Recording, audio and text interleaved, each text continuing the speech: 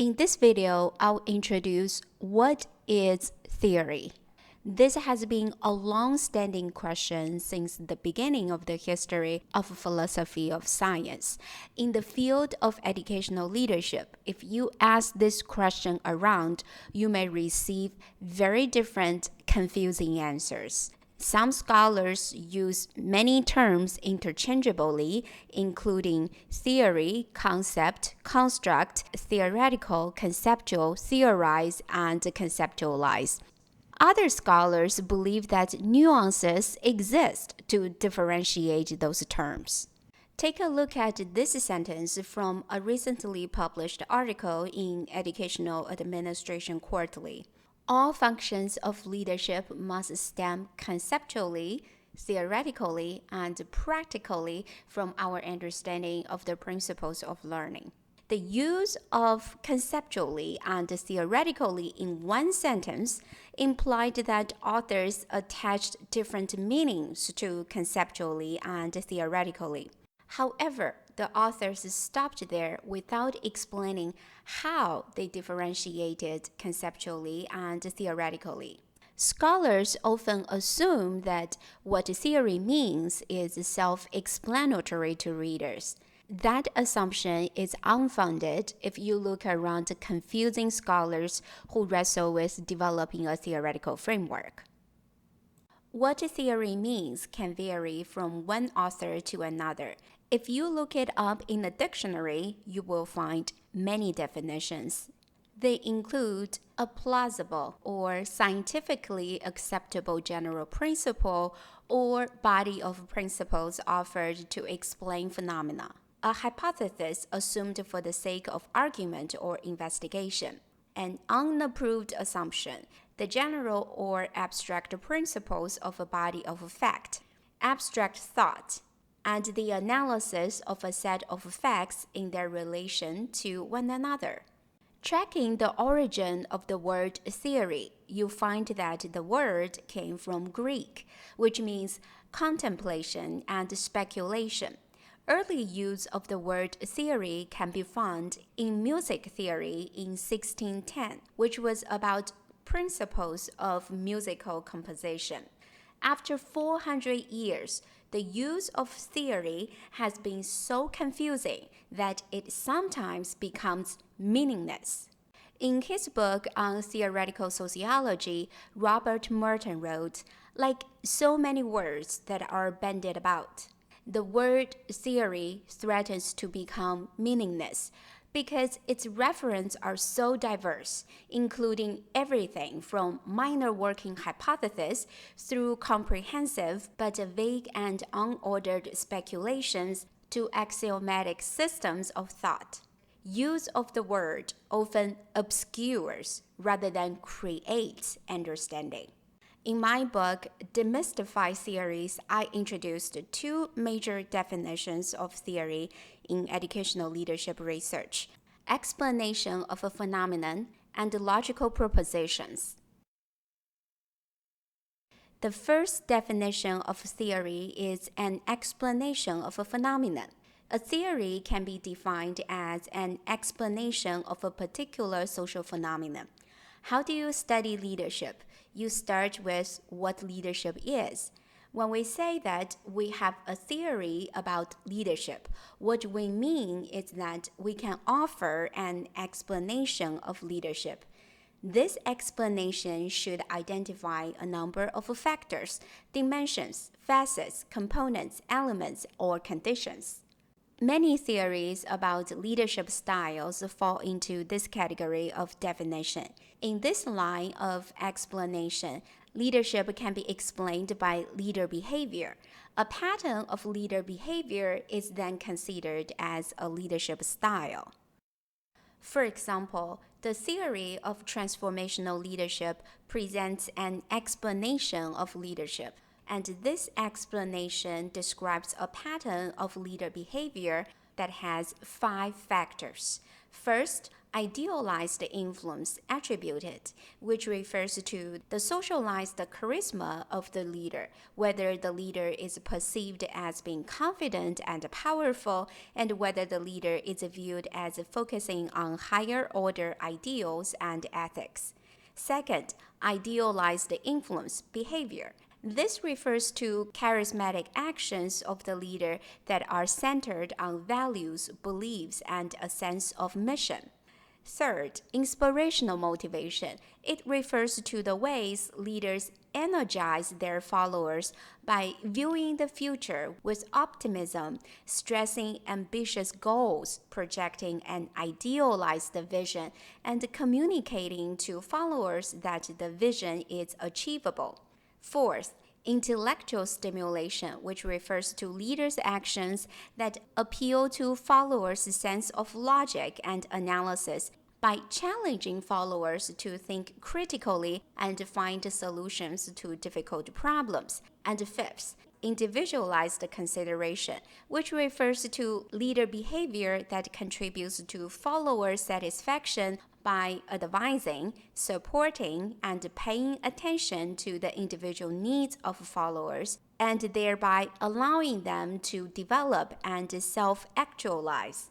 This definition of transformational leadership, along with its measure of multi-factor leadership questionnaire, has been widely used in leadership research. But this is not the only definition of transformational leadership. Moreover, transformational leadership is one of many explanations of leadership.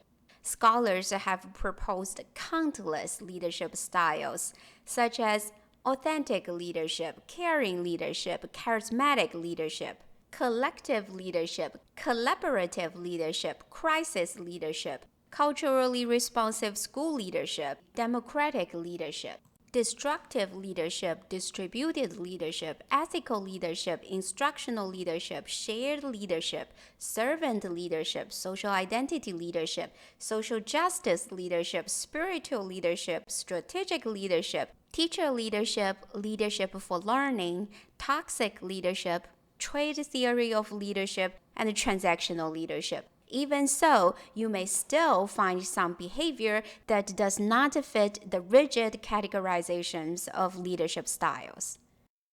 Another example of a theory as an explanation that identifies a number of factors or conditions is organizational justice. Organizational justice has 4 factors. The first factor is distributive justice, which is fair allocation of resources. The second factor of organizational justice is procedural justice, which means applying procedures consistently across people and across time, collecting and using accurate information to make decisions, having mechanisms to correct flawed or inaccurate decisions, conforming to personal or prevailing standards of ethics or morality, and making sure that opinions of various groups affected by the decisions have been taken into consideration. The third factor of organizational justice is interactional justice, which means treating people with politeness, dignity, and respect.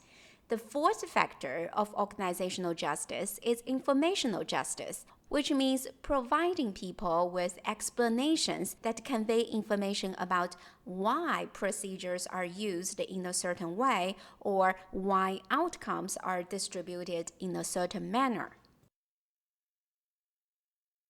Here is one more example. Ethical leadership can be explained by leader behavior in 3 dimensions.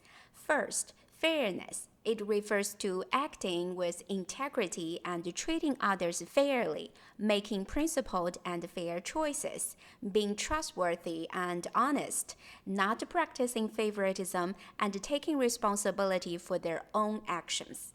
The second dimension of ethical leadership is power sharing. It means allowing subordinates a say in decision-making and listening to their ideas and concerns.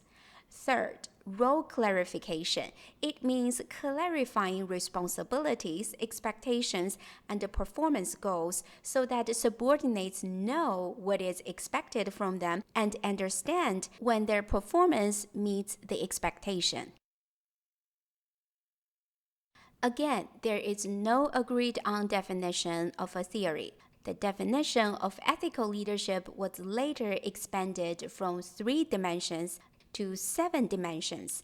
In addition to fairness, power sharing, and role clarification, scholars included 4 more dimensions.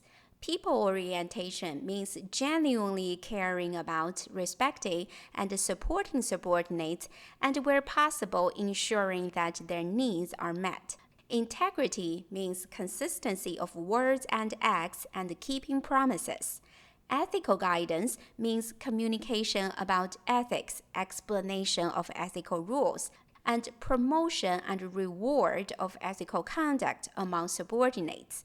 Concerns for sustainability means caring about the environment. In educational leadership literature, ethical leadership was defined as the difference between normative rationality and technical rationality, and how the 2 rationalities are managed both within and outside the leader. You can find many more definitions of ethical leadership in the literature of educational leadership. How do you define ethical leadership?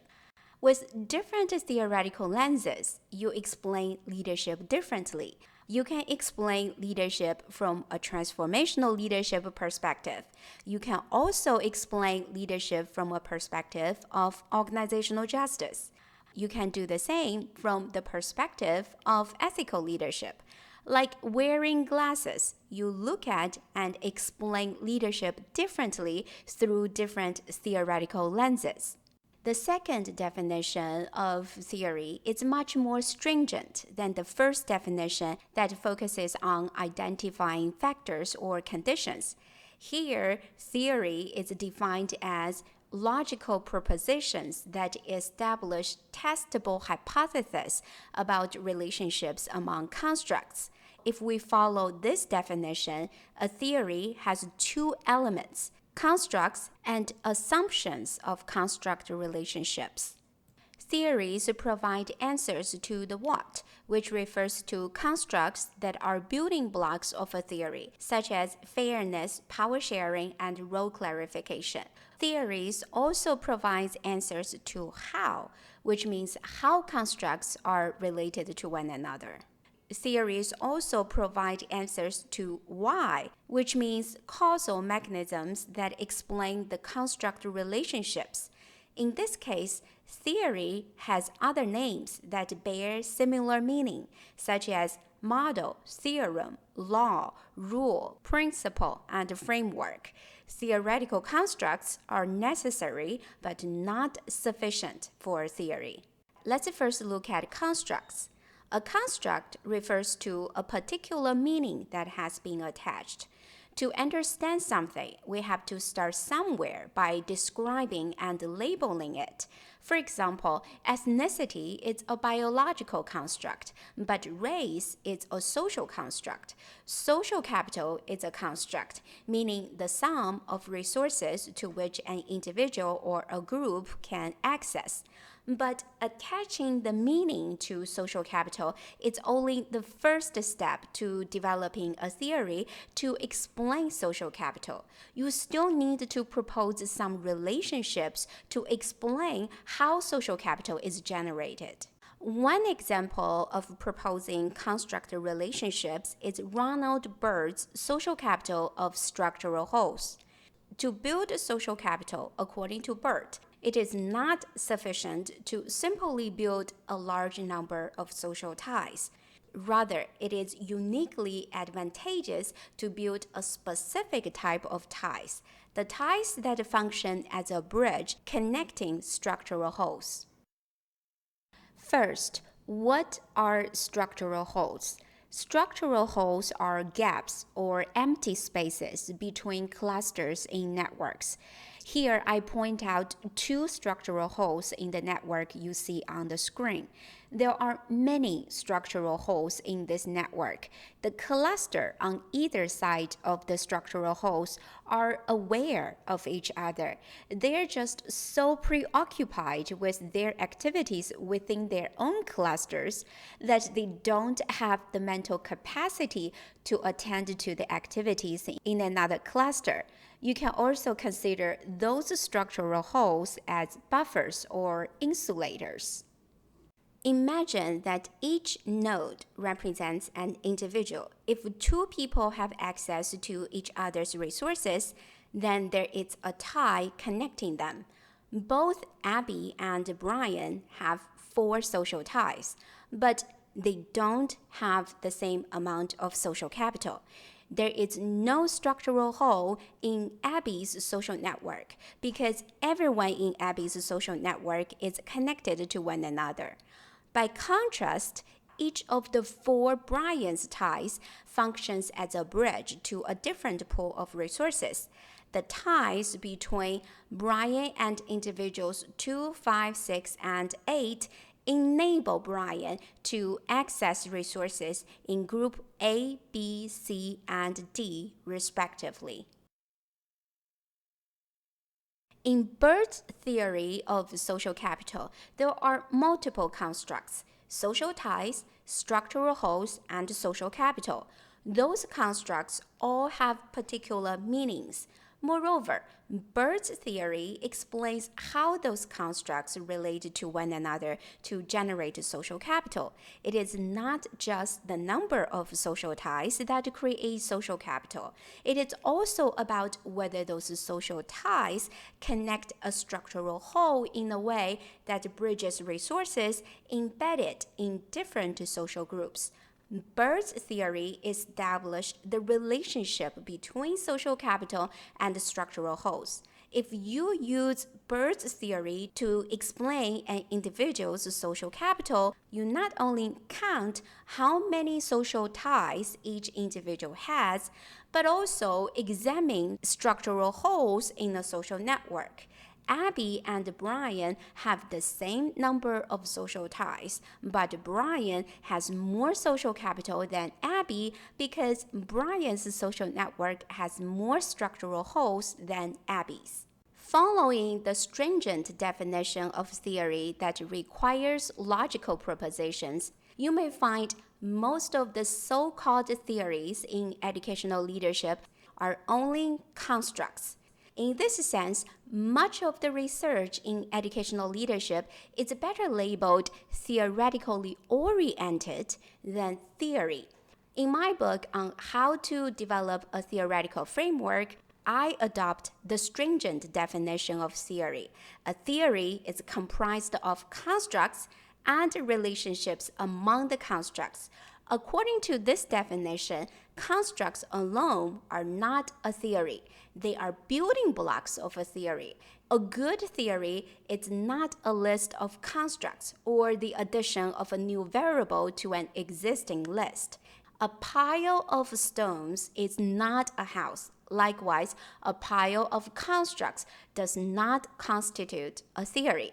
A good theory constitutes description and explanation, a plausible, cogent explanation for why we should expect certain relationships in our data. Needless to say, the definitions of theory have been quite confusing to many educational leadership researchers and practitioners. In my book, a theory explains essential elements of what, how, and why. Following this definition, you find that the field of educational leadership is overflowing with constructs, but not theories. To further understand what theory is, please check out my next video on what theory is not.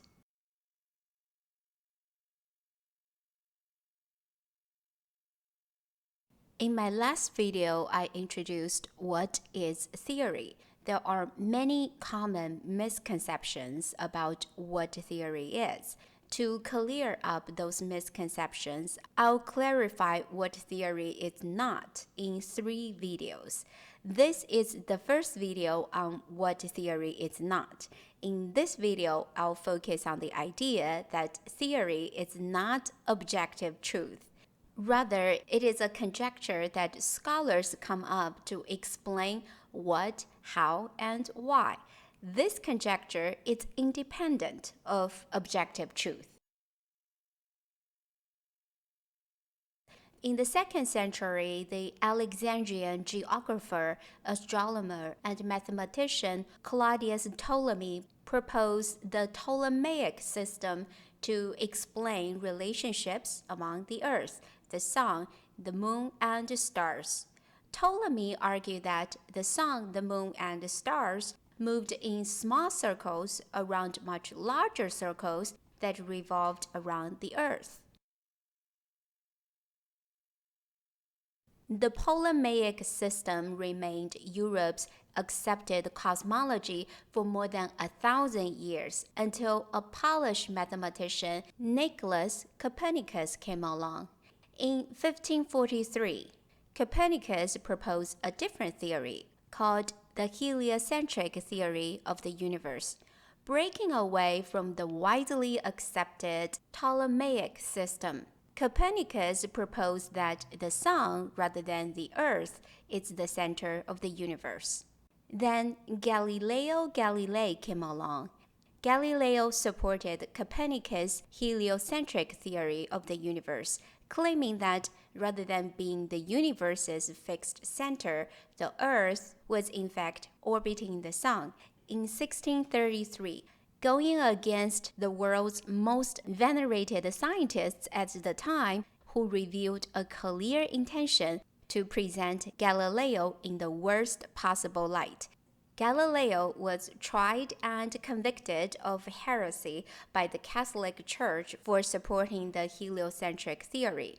Galileo was sentenced to house arrest until his death in 1642. But the truth remains to be true, regardless of how people perceive it. Over time, more and more scholars began to recognize that Galileo was right all along.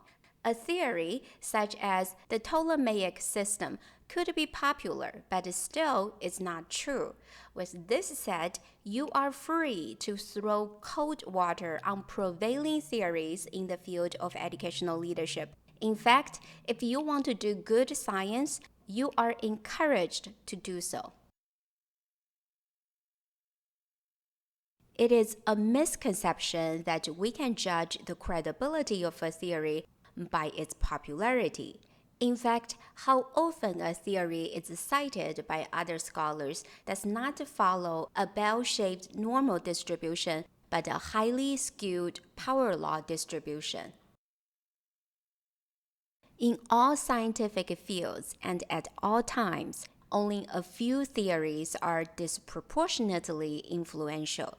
If you use the x-axis to represent the number of theories in a scientific field, and use the y-axis to represent how often a theory is being cited by others, you end up plotting a power law distribution. A few influential theories attract disproportionate attention from other scholars. In the power law distribution, they are on the left, as shaded on the screen. Those theories are frequently cited and are written in textbooks and teaching materials. New scholars cite those theories to pay homage and showcase their knowledge about those influential theories. The new scholars' preferential attachment to influential theories creates the Matthew effect. The name of the Matthew effect came from a Bible verse in the book of Matthew 25:29. For whoever has will be given more, and they will have an abundance. Whoever does not have, even what they have will be taken from them.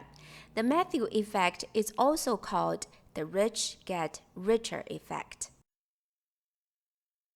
The rest of the theories, the ones on the long tail in a power law distribution, are left in publications that collect dust. They may be rarely cited or never cited. It is also possible that a theory that attracts little attention now may turn out to be the mainstream in the future. In the field of educational leadership, the construct of instructional leadership can be traced at least back to 1941. It did not become a prevailing construct until the 1980s, when education reform, school improvement, and school effectiveness were the focuses of educational leadership research. More important, truth remains to be true, regardless of how we perceive it. You don't need to believe in the theory of gravity, but gravity will work if you jump out of windows, at least on this planet. You don't need to believe how power works in your individual mind and the collective mind of your team, but power will run its natural course of life. Unlike truth, theories are always mutating as we gain more understanding of a phenomenon. Is the earth flat or round? Our little corner of the surface right beneath our feet looks flat. Zoom out a little bit and look at a solar system or a galaxy as a whole. Now you can see that the earth is not flat. Theories are not static entities. Once a theory is proposed, it is not set in stone. Looking back at the history of any scientific field, you may find that many theories are wishful thinking. Theory is an explanation, a proposition, and a hypothesis. If history serves as a guide, theories that are widely accepted today may be overthrown in the future. Even scientific consensus is temporary. Stay open-minded.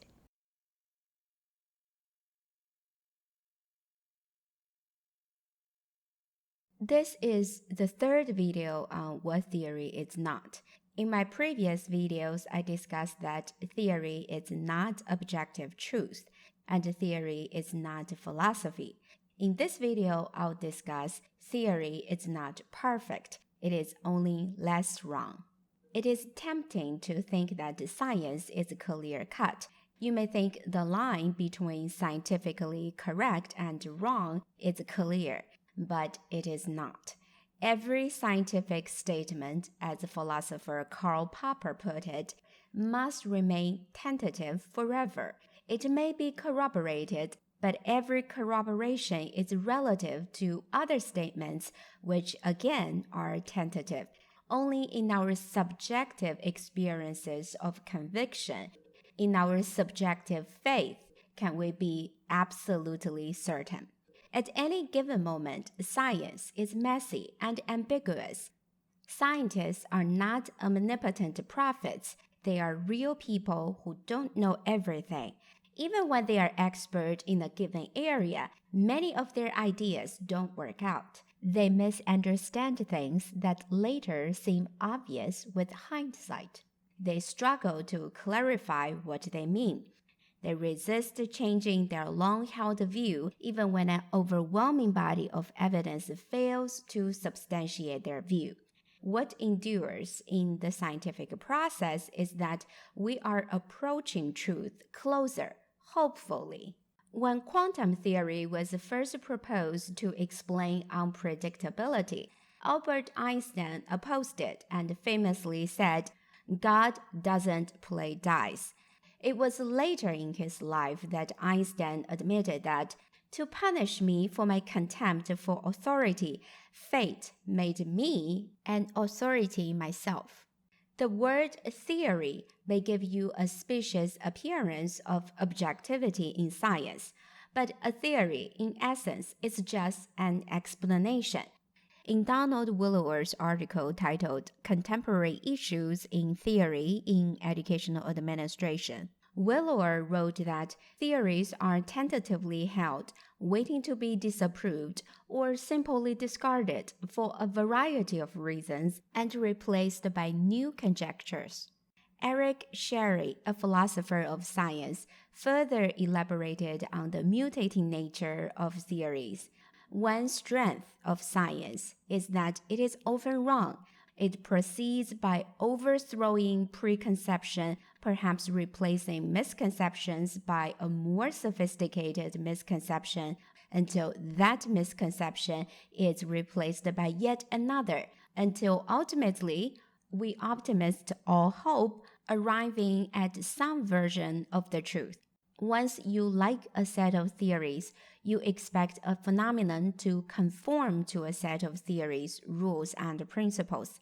And if they don't, they should get your attention. However, many scholars choose to dismiss those anomalies instead of further investigating them. The things that defy existing theories should attract your attention. For example, you noticed a phenomenon that bullies and those who cheat and lie are promoted to leadership positions, whereas those who are honest and blow whistles for the greater good are demoted and even fired. If leadership theories mostly focus on the virtues or positive behaviors of leaders, that phenomenon should attract your attention to refine or refute existing theories that focus on individual virtues and moral values. To explore the phenomenon, scholars have proposed destructive leadership, toxic leadership, and abusive supervision to explain leaders who rise to power by bullying, treating subordinates disrespectfully, pleasing their boss unashamedly, and manipulating people for self-serving interests. If you have an abusive supervisor, your response may fall into one of three categories. The first response is conformity. You conform to the toxic culture and become an abusive supervisor yourself. The second response is to rebel. You stand up to bully. You speak up and may become a whistleblower at the risk of losing your job or even profession. The third response is to withdraw. You become demotivated or leave the toxic workplace. Ironically, in many organizations, those abusive supervisors' heavy-handed tactics are praised as being visionary. They might bring short-term success for an organization, but such success are likely to be short-lived. In the long run, charm without substance leads to an inability of people to work together productively in the organization. Right before the productivity begins to fall and the employee turnover begins to increase, those abusive supervisors move to another organization with the short-lived success enshrined permanently as their extraordinary leadership skills to secure the next bigger and more powerful leadership position. Throughout the history of science, there are many examples of how a once popular theory was later upended by new theories. In the 1930s, the establishment in psychology believed that intelligence, measured by IQ tests, was a fixed and heritable trait. It was the belief that came from studying over 60,000 forced sterilizations in the United States in the 20th century, which was a dark side of the history of science. In 1934, a psychologist named Harold Skills challenged the established view. Skills proposed that children's IQ scores, instead of remaining constant, changed with time and environment. Less than 3 years after the two toddlers were sent to an enriched environment, their IQ scores had grown from 46 to 95 and 35 to 93, respectively. Skills argue that children's intelligence did not remain the same across time and environment. A nurturing environment in which children were lavished with affectionate physical touches and verbal communication, children's intelligence grew drastically.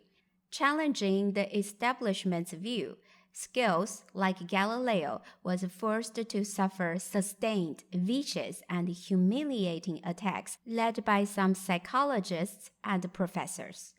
It took 30 years for Scales' findings and their implications that both nurture and nature were important in the development of children's intelligence were at last recognized and celebrated by their profession. Another scholar lamented decades later, I feel guilty for finding results similar to those of their work, but not publicizing them in the 1930s. I knew that the scale was sound, but with the whole establishment against us, I didn't think there was any point in trying to convince people.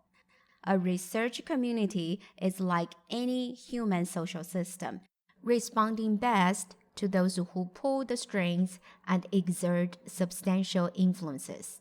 Another example of theories never being perfectly right is about theories on moral decision making. How do people make moral decisions? Many philosophers and scientists in different disciplines have tried to answer this question for centuries. In the 18th century, two scholars proposed competing views to explain moral decision making. David Hume, born in Scotland, argued that passions drive moral judgments. Immanuel Kant, born in Germany, countered that dispassionate reason is or ought to be the driving force of making moral decisions. Recently, with evidence from psychology, anthropology, and neuroscience, psychologist Jonathan Haidt argued that people rely on gut feelings to make moral decisions. People may have a gut feeling that something is wrong, but struggle with articulating why and how. The gut reactions appear automatic. It is so strikingly fast that people struggle to articulate how they reach the decision. This building moral instinct is similar to the one in which you visit an art museum and you are struck by the beauty of a painting but struggle to explain why and how. Moral reasoning, which is a conscious process, does come in, but it comes not before we make moral judgment, but when we try to justify our intuitions after the fact. Haidt therefore proposed that people make moral decisions through a dual process model to explain how people make moral decisions. The first process is driven by humans' automatic emotional responses to make deontological judgments of categorically right and wrong. Deontologists believe in the unconditional imperative of right and wrong. A lie is a lie, no matter what purpose it serves. Deontologists believe that you should not lie if an active shooter asks you where someone is hiding, because telling lie is categorically wrong. Deontologists would refuse to smother a crying baby to save a group of Jews hiding from Nazi soldiers, because harming the baby is categorically wrong, regardless of the group interest. People's beliefs and values serve as their moral compass, which is the automatic moral intuitions generated from rapid emotional arousal. When an option runs contrary to a decision maker's beliefs and values about what is right and wrong, the decision maker automatically responds with aroused moral emotions such as disgust and anger. In addition to the emotion-laden process of moral decision-making, another process is driven by the cognitive capacity to make utilitarian decisions. Over this process, decision makers use their cognitive capacity to engage in moral reasoning and cost-benefit analysis to explore options, weigh the pros and cons of different options, rank options based on data and evidence, and select the option that generates the maximum benefits for the group. to make utilitarian decisions and justify the means. More important, the two processes in the dual process model of moral decision making do not carry equal weight. The emotion-laden process is activated faster than the cognitive-driven process, thereby wielding more power in moral decision making. You feel before you think. It doesn't mean emotions triumph reasoning. It only means that reasoning hasn't entered the decision-making arena yet.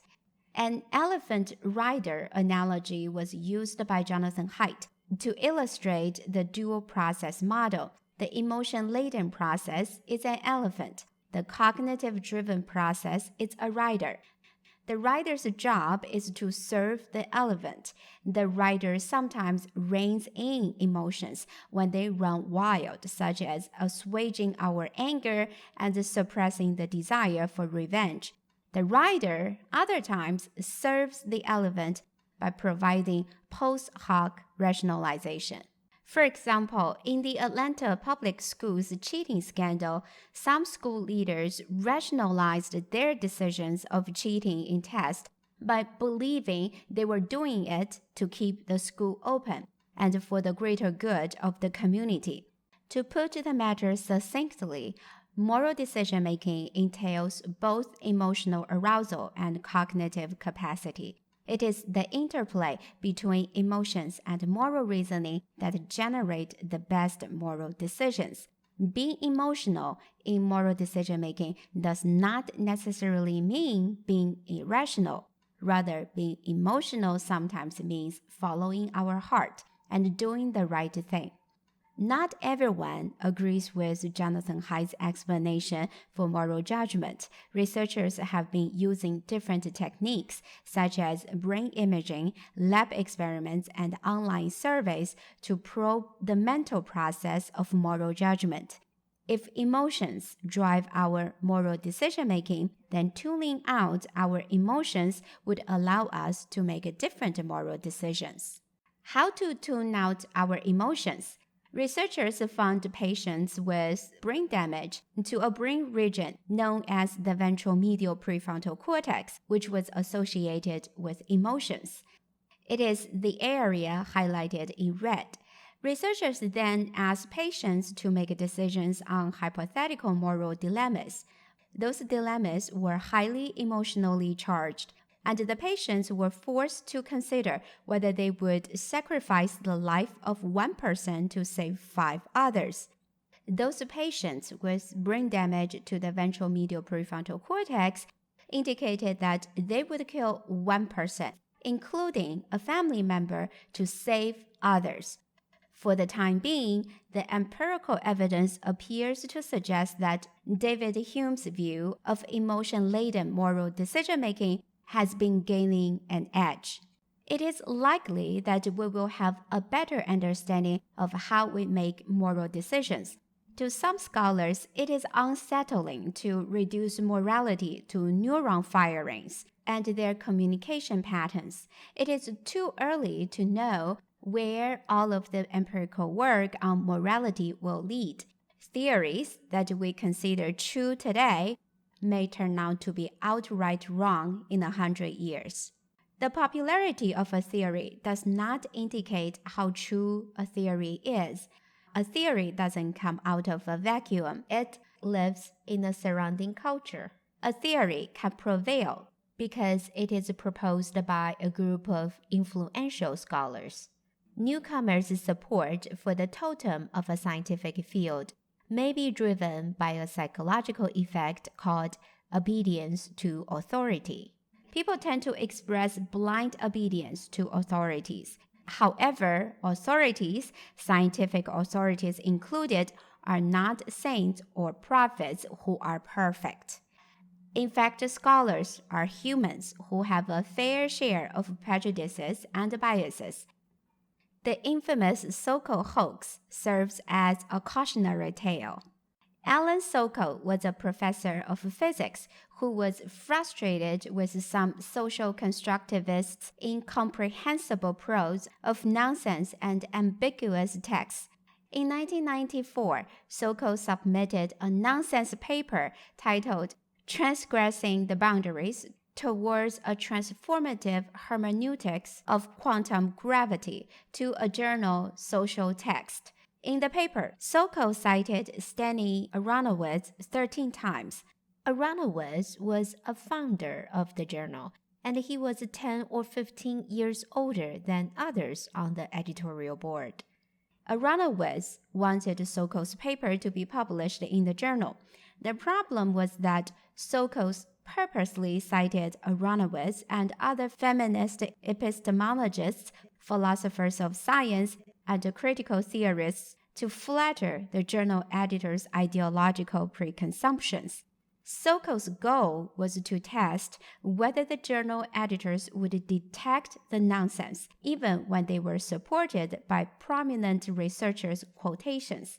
Strikingly, Sokal's nonsense paper was accepted for publication. The journal editors clearly failed to evaluate fashionable nonsense. A theory can also become popular when methodological advances allow constructs to be measured and thus yield evidence to substantiate the theory. In 1985, Gregor Mendel published his Laws of Heredity to explain the relationships between genes and traits. Mendel's theory of heredity was not appreciated in his time. Nearly a century later, the discovery of the structure of DNA offered compelling evidence to substantiate Mendel's laws of heredity. But no measurement is completely accurate. All research methods have flaws that leave openings for a new generation of scholars' intellectual inquiry. All of the examples I just shared suggest that you should not put too much faith in any theory, including those popular ones that have been cited by many scholars. At any given moment, you are surrounded by a sea of evidence. Some evidence is in good agreement with certain theories, whereas other evidence fails to attest to the theories. There is always a reason to cast doubt on existing theories. If theories are truth, then why bother proposing new theories?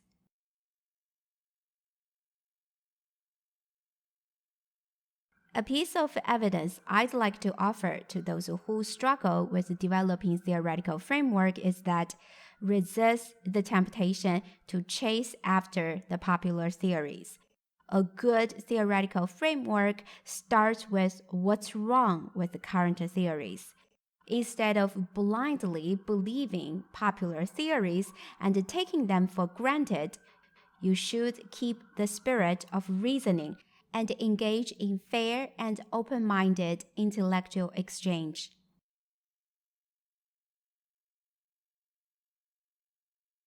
What is theory for? What are the functions of theory? Why should we care about theory? With ever-increasing data and evidence generated from sophisticated measurements and data analysis, why not let data speak for themselves without a theory or theoretical framework? In this video, I introduce 3 functions of theories. The first function of theory is to generate predictions. A good theory is a guide to generating predictions. Kurt Lewin was considered the father of social psychology. Lewin said, "There is nothing as practical as a theory." A good theory is analogous to a shining hammer. Once you become a convert of a theory, you use the theory as a hammer in your search of nails. In 1869, Dmitry Mendeleev made a presentation to the Russian Chemical Society in which he stated his periodic law, which states that when elements are ordered according to their atomic weights, Certain properties of elements repeat periodically. With the periodic law, Mendeleev left gaps in his periodic table for elements which were not yet discovered, and predicted the properties of those elements. The periodic table gained acceptance in the scientific community in the following 2 decades as 3 elements were discovered with properties closely matching what Mendeleev had predicted. The Higgs boson, also known as the God particle in the mainstream media, was predicted by Higgs mechanism theory. In 1964, Peter Higgs, along with 5 other physicists, proposed the Higgs mechanism theory and predicted that a spineless particle should exist with certain properties, such as a massive scalar boson with 0 spin, no electric charge, no color charge, being very unstable and decaying into other particles almost immediately. In 2012, a subatomic particle with the predicted properties was discovered by scientists at the European Organization for Nuclear Research near Geneva. Take role theory as an example. The role theory postulates that an individual's role can be used to predict their decisions. Your role as a school principal implies a pattern of behavior that comes from how you make your decisions. According to the role theory, presented with the same data and evidence, you make different decisions when your role is a principal and when your role is a teacher. One more example is approach inhibition theory of power. Dan Keltner and his team proposed the approach inhibition theory to explain power. They argue that elevated power activated the behavioral approach system, which regulated behavior associated with rewards and freedom.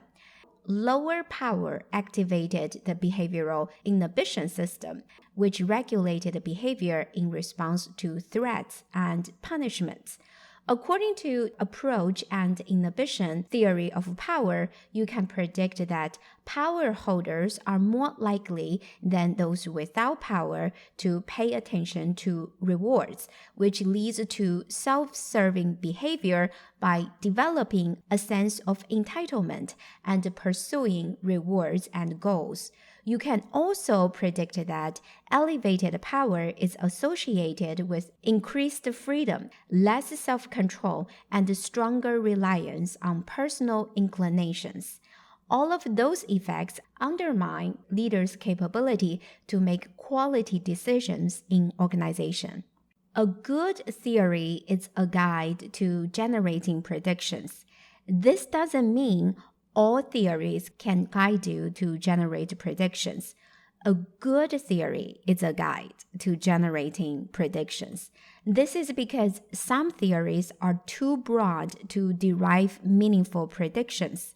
Take a contingency theory of leadership as an example. It has been criticized that the theory was too broad to be practical when contingency was reduced to a vague allusion. Donald Willower asked whether contingency is a theory in the first place. Put another way, is contingency theory a set of related concepts and generalizations that serve to explain, or is it a broad injunction to focus on the complexity of relationship and the contingency that affect them? The contingency theory provides an inkling of an explanation for leadership that researchers intuitively know it exists, but couldn't articulate very well. Theorists with their arguments can see far deeper into the abyss of a phenomenon that methodologists with their instruments could possibly hope to go.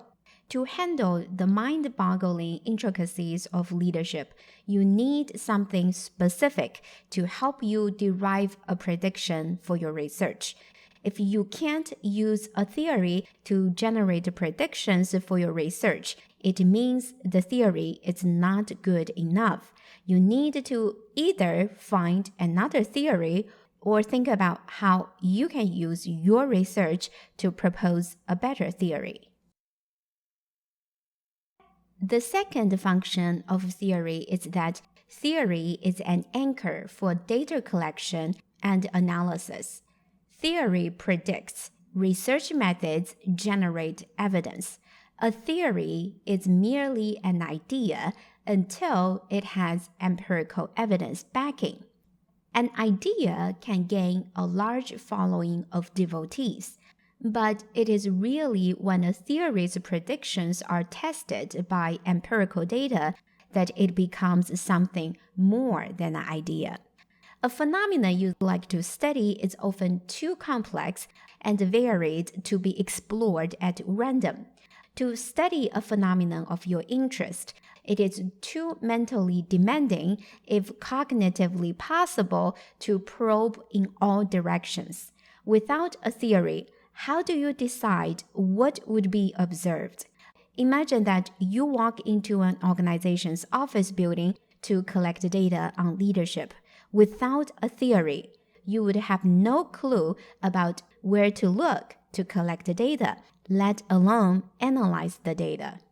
It is theory that guides you as you explore constructs involved in the phenomenon and probe how those constructs behave. Theory forces you to put forward theoretical explanations and use logical reasoning. If you use strategic leadership as your guide, you collect data on leaders' ability to anticipate, envision, and maintain flexibility, think strategically, and work with others to initiate change. If you use servant leadership as your guide, you collect data on leaders seeing themselves as stewards of the organizations and leaders engaging followers in multiple dimensions, such as relational, ethical, emotional, and spiritual, such that they are empowered to grow into what they are capable of becoming. Both strategic leadership and servant leadership are ways to explain leadership. Grounded in different theoretical lenses of leadership, you collect and analyze different data. That's one of the beautiful things about theories. You can approach the same phenomenon in many different ways, each of which provides a different perspective and understanding. Moral foundations theory is an explanation for morality. It postulates that morality is comprised of 5 foundations: care or harm, fairness or cheating, loyalty or betrayal, authority or subversion, and sanctity and degradation.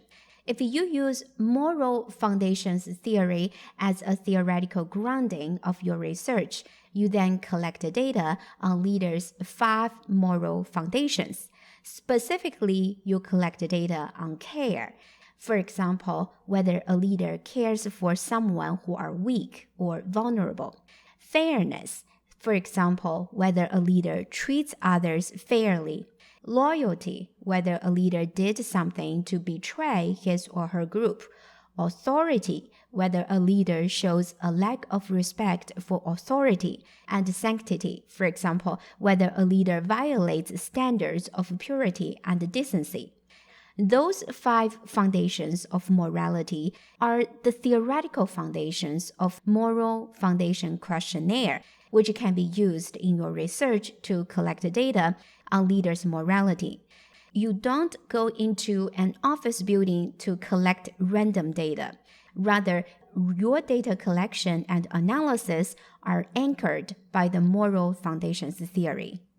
Without a theory, your research methods, which include your data collection and analysis, are devoid of reasoning.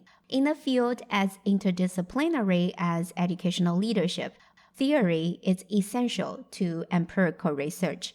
This is why Every empirical article in the field of educational leadership is required to include a section of theoretical framework. After decades of development, educational leadership research addresses an ever broader set of issues in an ever-increasing diversity of settings and more deeply embedded in its interdisciplinary knowledge base, including psychology, sociology, social psychology, and economics. Given the interdisciplinary nature of the field of educational leadership, theory is more important than ever. Without an appropriate theory, you are flying blind. Theories are like an instrumental panel and a radar system that guide you where to go. Use theories as your navigation tools in a complex world. The third function of theory is that theory is a signpost waiting to be proven wrong. If you see the same theory often repeated in the literature, particularly in those publications written by towering intellectuals, you are perhaps unlikely to question it. But you should. No theory is perfect. To explain how the matter and energy in the universe were created, Fred Hoyle and his team proposed a steady-state theory. They argue that all the matter and energy in the universe were created in a slow, steady process that needed no moment of creation or, heaven forbid, destruction. From the moment Hoyle proposed the idea, astronomers were able to poke small holes in the steady-state theory, finding observations that sometimes did not attest to Hoyle's predictions derived from the theory. Those astronomers' observations were never enough to kill the theory outright, but the number of diehards shrank over time. Most cosmologists, including George Gamow, who tried to account for the origin of the chemical elements, believed the Big Bang theory, which posited that all the matter and energy in the universe was created an instantaneous fiery beginning, the Big Bang.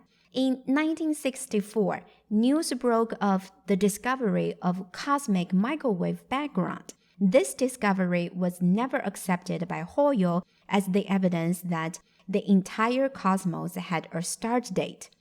The year 1990 saw the launch of the Hubble Space Telescope, the most capable orbiting telescope the world had yet seen. The Hubble allowed astronomers to look deep into the cosmos to see very faint and distant objects, offering evidence that is compatible with the Big Bang theory. Recently, the Hubble telescope was replaced by the James Webb Space Telescope, which was launched on December 25, 2021.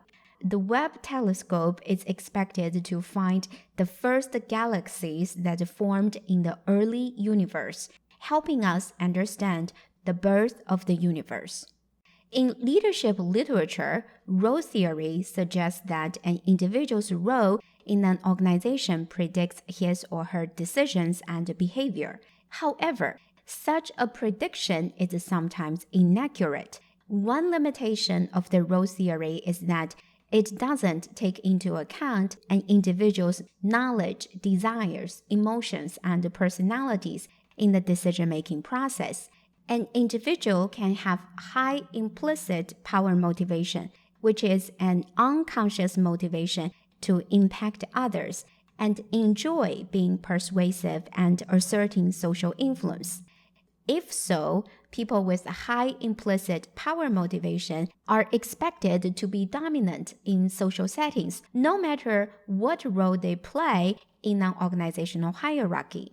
Unless other factors are taken into consideration, you commit an error when you use role theory to predict an organizational member's behavior. Trust has been a frequently used theoretical construct in educational leadership research. It refers to a psychological state comprising the intention to accept vulnerability based on positive expectations of the intentions or behavior of another. In an article titled Five Phases of Trust, an Empirical Confirmation in Urban Elementary Schools, there were 5 dimensions of trust: benevolence, reliability, competence, honesty, and openness. However, if you examine trust in an organizational context, you find that trust is biased by social characterization. Leaders tend to promote those who are trustworthy by virtue of the membership in the right group, rather than those who are benevolent, reliable, competent, honest, and open. Leaders tend to reproduce themselves in kind. What's more, you come across another article titled Power Decreases Trust in Social Exchange. In this article, authors argue that having power did not increase but decrease how much trust was placed in others. It was argued that low-power people tend to perceive power holders in a positive light, even if little or no relevant information would support that perception, whereas power holders have little incentive to view low-power people in a better light than the objective information would justify. As a result, power holders tend to place less trust in low-power people. After reading the literature on how your social identity and power influence your trust in others, you may begin to think the 5 dimensions of trust may be too rational. This is how an irrational, motivated attribution model of trust development was proposed. A theory is a signpost that awaits to be proven wrong. Don't treat a theory as objective truth. I encourage you to use your research to refute or refine and develop theories, rather than just applying an existing theory to affirm the theory. Don't accept that all assumptions of the theories are correct. Challenge them, poke holes in them, argue against them, find evidence to substantiate your argument. Come up with your own theories. Share your theories with others. Allow your theories to be challenged by others. Defend your theories eloquently or clumsily. Ask thorny questions to challenge your own theories. Allow your theories to evolve as new evidence emerges. This is how you propel the theory development in educational leadership. In this video, I introduced 3 functions of theories. It is a guide to generating predictions. It is an anchor for data collection and analysis. It is a signpost waiting to be proven wrong.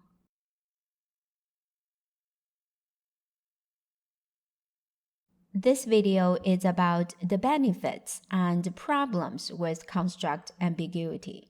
To build a theoretical framework for your empirical research, you must decide what theories and constructs you'd like to study.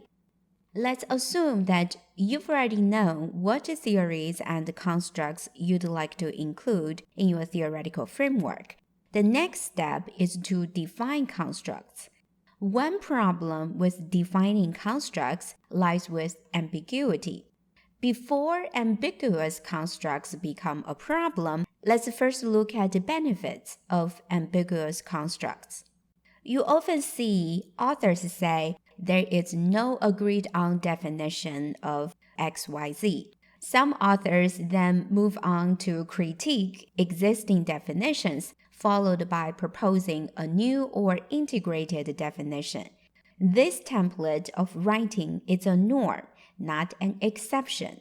In fact, I rarely see a construct that has a universally agreed definition, particularly in social sciences. A definition is a statement of the meaning of a term. A term may have multiple meanings, thereby requiring multiple definitions. To some extent, ambiguous definitions of constructs are helpful. The ambiguity in construct definitions allows a construct to be measured with flexibility. This flexibility can then evolve with our understanding and knowledge. In many scientific fields, only constructs that are effectively dead have fixed and immutable definitions. If you see a construct in recent literature, it's highly likely that different authors use different definitions. Take the construct of poverty as an example. It is a commonly used construct in educational leadership research. One definition of poverty is a state of having little material possessions or income. The definition of poverty may sound self-explanatory because you hear and use it so often that you stop investigating how ambiguous it is. How little is considered little? There is a great deal of ambiguity there. A paycheck of $500 per month may be little in the United States, but not in many other countries. Here is another question. How do you know whether an individual is poor or not? To answer this question, you need to define poverty in a more specific way in your research. This process of removing the ambiguity of a construct in your research is also known as developing an operational definition. To operationalize a construct means offering a specific definition and removing construct ambiguity. In research literature, when you say you operationalize X, it means that you render an abstract construct of X into something very precise in an observable or measurable manner. In this process, you have a great deal of flexibility as you operationalize a construct. How do you operationalize the construct of poverty? In research literature, you find that scholars have operationalized poverty very differently. If you want to know if a student is from a poor family in the United States or not, you may look at annual family income. To do so, you can ask student parents to self-report their annual family income. You can look at family tax filing forms. You can also look at census data on median resident income in a given neighborhood and then make your estimates. In educational leadership research, many scholars use the percentage of students eligible for free and reduced lunch to operationalize poverty at a school level. But that's not the only way of operationalize the construct of poverty. A student of mine used estimated poverty values on a website called Zillow to operationalize poverty.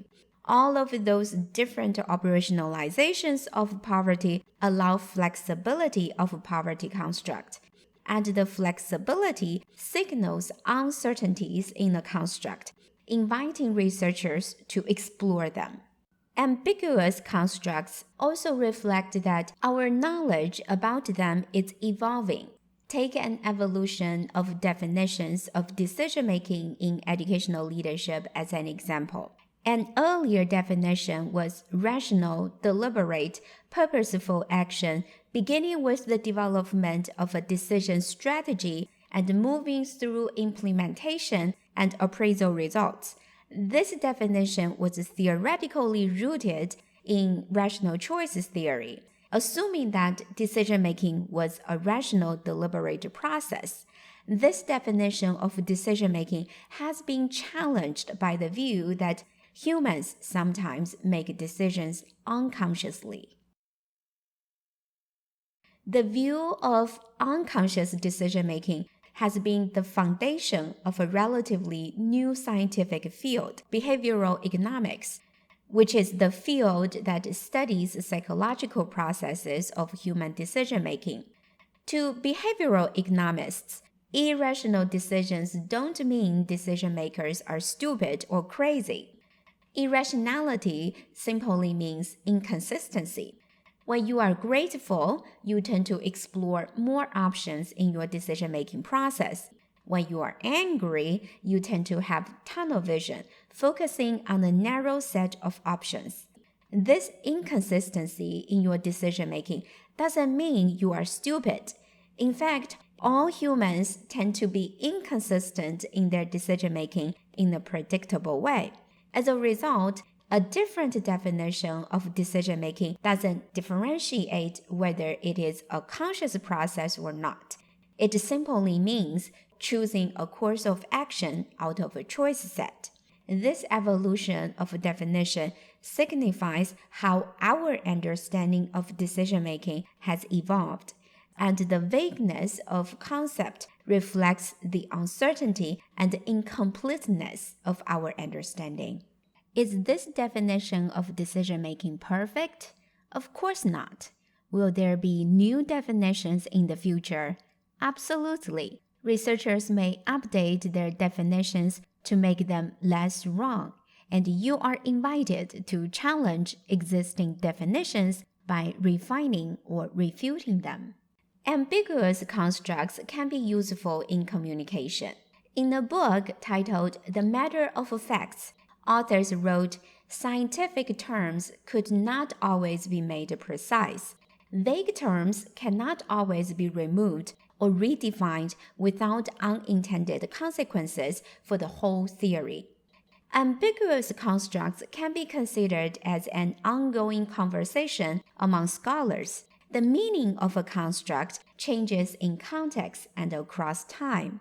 There will always be ambiguous constructs in your field. A healthy amount of ambiguity in constructs can inspire us, but too much ambiguity creates confusion. A construct, by definition, has a particular meaning. If that meaning becomes amorphous, how do you even know you and I are talking about the same thing? Now it is time to talk about the problem with ambiguous constructs. The field of educational leadership is not short of ambiguous constructs. Despite the benefits, ambiguity in construct has clear limitations. Too much ambiguity leads to a lack of clarity.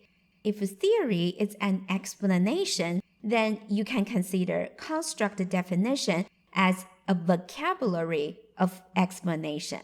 When the vocabulary means different things to you and me, are you sure you and I are talking about the same thing?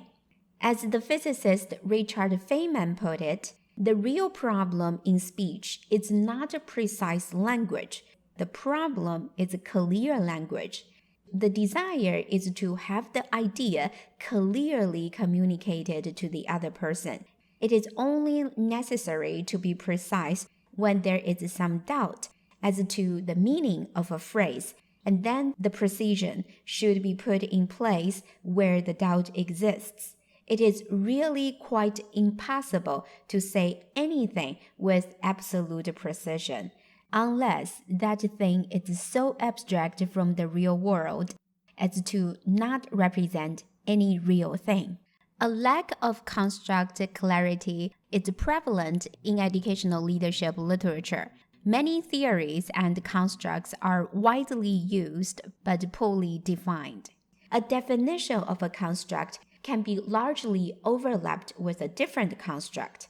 Take teacher leadership as an example. In more than a decade of literature, teacher leadership was either rarely defined or was defined ambiguously as mobilizing instructional expertise about teaching and learning to improve instruction and school culture. This definition has at least two problems. First, it includes an ambiguous construct of school culture. Have you seen some people use school culture and school climate interchangeably? Or have you seen some people emphasize that school culture focuses on values and beliefs, but school climate is more like the weather, which can change on a daily basis?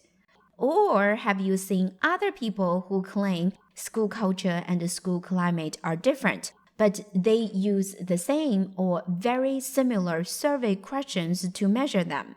This is like you use a ruler marked with inches to measure the length of a sheet of paper. and Abby uses a ruler marked with centimeters to measure the same thing. Are you and Abby talking about the same length? There is not much construct clarity of school culture. Construct ambiguity creates messy territory. Second, the definition of teacher leadership was closely aligned with both instructional and participative leadership. Moreover, in about 20% of teacher leadership studies, distributed leadership was used as the theoretical framework. If so, is teacher leadership a new label when distributed leadership is applied to teaching and learning context, or is it a fundamentally different construct? When definitions of constructs are too elusive and overly inclusive, they offer little guidance in research. Take sense-making as an example. Sense-making, as the name suggests, refers to individuals or groups using prior experiences and knowledge to navigate ambiguous situations, make sense of information, and decide how to respond. This definition of sense-making is very similar to social cognition, which rests on two assumptions. First, humans have a limited capacity to process all information. Second, the cognitive process of making sense of information is subject to individual capacities such as attention, social pressures, and the limitations of information search. For example, how school leaders make sense of race was subject to their own racial identity and their role identity, as well as the history of their schools and communities, organizational norms, values, and beliefs.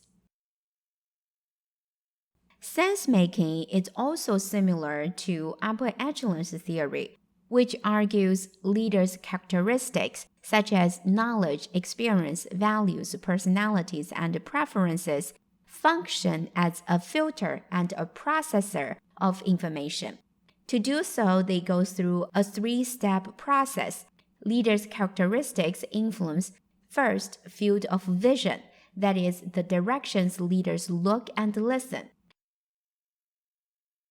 Second, selective perception, that is, what leaders actually see and hear. And third, interpretation, that is, how leaders attach meaning to what they see and hear. How a leader makes sense is bounded by the shackles of their own experience.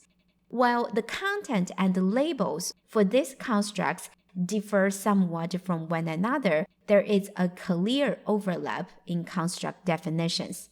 When it comes to what specific psychological and social processes that leaders' characteristics are converted into the sense they make in an ambiguous situation, it still remains largely a mystery. Taken together, sense-making, social cognition, and upper echelons theory were developed on the premise of bounded rationality. If those constructs confuse you, don't be frustrated. You're not alone. Neither indistinguishable or nebulous definition is helpful for your research. There will be endless theories and theoretical constructs. Some theories may ring true to you. To use those theories for your research, the first step is to remove the fuzziness of a construct by setting boundaries and limits and specifying what is included in the construct and what is not. Definitions are not just semantic clarifications. Rather, they are foundational for understanding the scope and magnitude of a phenomenon. When construct definitions arrive with ambiguity and incoherence, they create confusion. They become rhetoric and fanciful embroidery. The consequence is that we lose grip of constructs as the very definition of construct is a particular meaning that has been attached. In addition to defining a construct, you need to operationalize a construct into something very precise in an observable and measurable manner. You sometimes run into another set of ambiguity problems even when you have a clear construct definition. There are at least two problems with construct operationalization.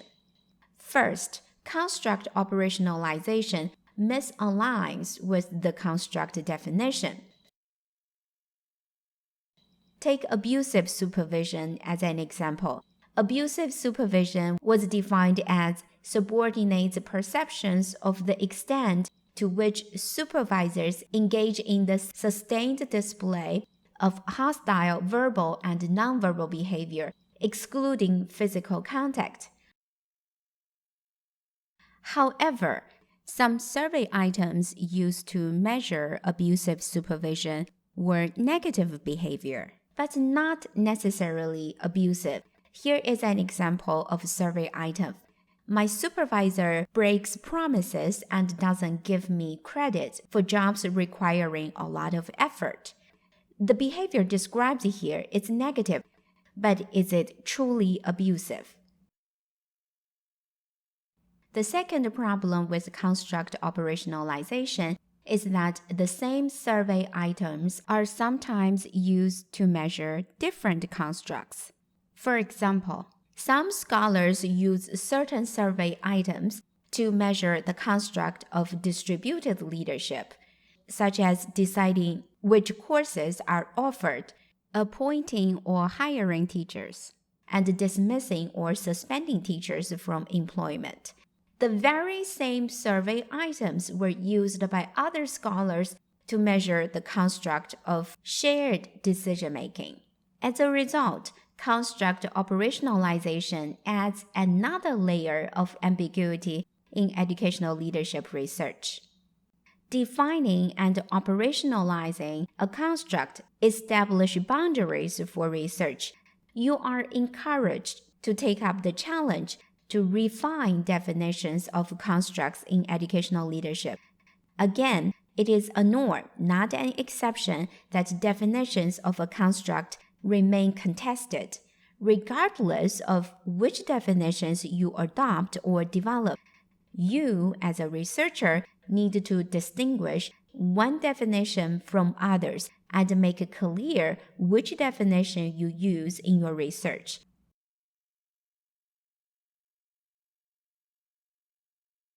This video is about how to make a theoretical contribution. Before you start developing a theoretical framework for your research, you'd better think about how your research can make a theoretical contribution to the field. Empirical research should have a theoretical contribution. At the end of each paper, you are expected to discuss your paper's theoretical contribution. How does your research inform theoretical advances in the field of educational leadership? To answer the question of how, you need to first know whether your research makes a theoretical contribution or not. Theoretical contributions extend, clarify, or apply existing theories in new and interesting ways. This definition of a theoretical contribution can guide you as you evaluate a study's theoretical contributions. Imagine all scholars, both past and present, say X is important in leadership. Here, X can be relationship building, trust, vision, and moral values. You then design a study to prove X is important in leadership in Y context. How much theoretical contribution does your study make? You may justify your work's theoretical contribution by saying your empirical findings indicate that X is important in leadership, particularly in context Y. Let's pause for a moment. The proposition that X is important in leadership implies that X is important in leadership in all contexts.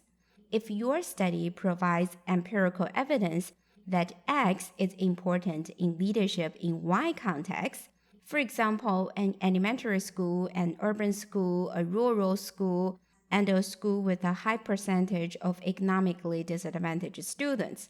The theoretical contribution of your study is that you offer one more piece of confirming evidence supporting the proposition that X is important in leadership. It is likely your paper will disappear into a black hole of all conforming evidence reported by like-minded people. Here is another scenario. Prior research suggests that X is important in leadership. Instead of designing a study confirming that X is important in leadership in Y context, you read some literature, observe how X works, and have some inkling that X may not work in all contexts. In fact, X has a negative impact on organizational outcome under certain circumstances. You then read more literature to narrow down what specific negative impact under what specific circumstance.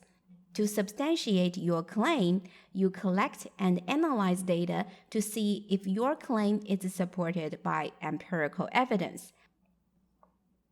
Here is the question: which study has a stronger theoretical contribution? If you're like most people, you choose the latter because it provides you with more understanding of X, not by repeating something you have already known, but by challenging an existing theory and adding something new. Unfortunately, many empirical studies I read fall into the first category. In this video, I'll introduce one of 4 paths for theoretical contributions you can make in the field of educational leadership. Before outlining the path, a caveat is in order. It is unacceptable for you to simply say that you study X because no literature has addressed X. This is a popular statement you find in many empirical papers. But its ubiquity doesn't make a compelling argument. Just because no one has jumped off a cliff doesn't mean you should do it. Likewise, just because no one has done something doesn't mean you should do it. To justify a theoretical contribution, you need to focus your argument on why X is important. Let's now embark on the first path for making theoretical contributions to our field of educational leadership. The first path is to challenge an existing theory. You read literature and find something amiss, so you challenge an existing theory without proposing a new theory. Compared to developing a new theory that upends an old theory, this path is a gentle approach to theoretical contribution. Here I use my own conceptual paper as an example. In my paper titled "Is Data-Driven Decision-Making at Odds with Moral Decision-Making?" I challenged an existing theory of data-driven decision-making. When I was a graduate student of educational leadership in 2009, data-driven decision-making was a buzzword. Despite different definitions, data-driven decision-making highlighted a salient role of data in decision-making. Leaders were recommended to make their decisions by collecting, analyzing, and interpreting data. To me, this decision-making approach seems too ideal, but I can't articulate what was wrong exactly. That nagging feeling stayed with me until I started reading literature in psychology and neuroscience. From psychology literature, I learned about information bias. It is people's tendency to seek excessive information when it does not influence decisions. We use less information than we think to form our judgments. More information is not always better. In a study of teacher evaluation, a principal's ratings of high school teachers' job evaluation were significantly predicted by the judgments of teachers' nonverbal behavior based on short, silent video clips that were under 30 seconds. Moreover, people sometimes seek information but other times avoid information. Recently, it was reported that whether people seek or avoid information is subject to at least three factors. First, how they think information will make them feel. Second, how useful it is. And third, if information relates to things they think about often. And different people assign different weights to those three factors. Feelings are sometimes a better predictor of people's decisions than data or information. From neuroscience literature, I learned about how human brains process information. Dopamine, which is a chemical that transmits messages between neurons, play a role in information seeking. Seeking information, even when the information has no effect on our decisions, has been found to activate the dopaminergic system, making us feel good. We require information based not only on its actual benefit, but also on the anticipation of its benefits. Recently, it was found that obtaining new information can be addictive. An explanation is that seeking new information triggers the brain's dopamine producing reward system in the same way as financial rewards, food, and drug. For example, food, either nutritious food or junk food, activates the brain regions specifically known to be involved in valuation. Those brain regions include the striatum and the ventral medial prefrontal cortex or medial prefrontal cortex. They are part of the dopaminergic reward system. The dopaminergic reward system produces dopamine, making us having pleasurable feelings, but it does not tell whether the system trigger is good or bad, just like nutritious food and junk food. We have the same pleasurable feeling after eating nutritious food and junk food. We have the same pleasurable feeling after taking painkiller or addictive drug. Information triggers our brain's dopaminergic reward system in a similar way. Just like our brains overvalue nutrition from junk food, our brains overvalue information that makes us feel good but may not be useful. Just like we tend to be addicted to drugs and comfort food, which triggers a surge of dopamine, we tend to be addicted to data and information, which triggers our dopaminergic system in the same way. I also learned about two brain networks that are antagonistic to each other. A brain network is a set of multiple brain regions. In human brains, the default mode network and test positive network work like two ends of a seesaw. When the default mode network is activated, the test positive network is suppressed, and vice versa. The default mode network is activated when we perform tasks involved in emotion processing and social interactions. Making moral decisions involves emotions such as empathy, compassion, gratitude, pride, disgust, guilt, shame, regret, and moral outrage. This is because the purpose of making moral decisions is to promote and stabilize cooperative behaviors dependent upon socially shaped ideas of right and wrong. The emotional and social aspects of moral decision-making explain why making moral decisions activates the decision-maker's default mode network in their brains. By contrast, the test-positive network is activated when we perform tasks that demand logical reasoning and causal reasoning. As we fixate our attention on achieving a goal, we tend to be deliberate, analytical, and conduct a cost benefit analysis, which includes underestimating the cost of using deception as a means to an end.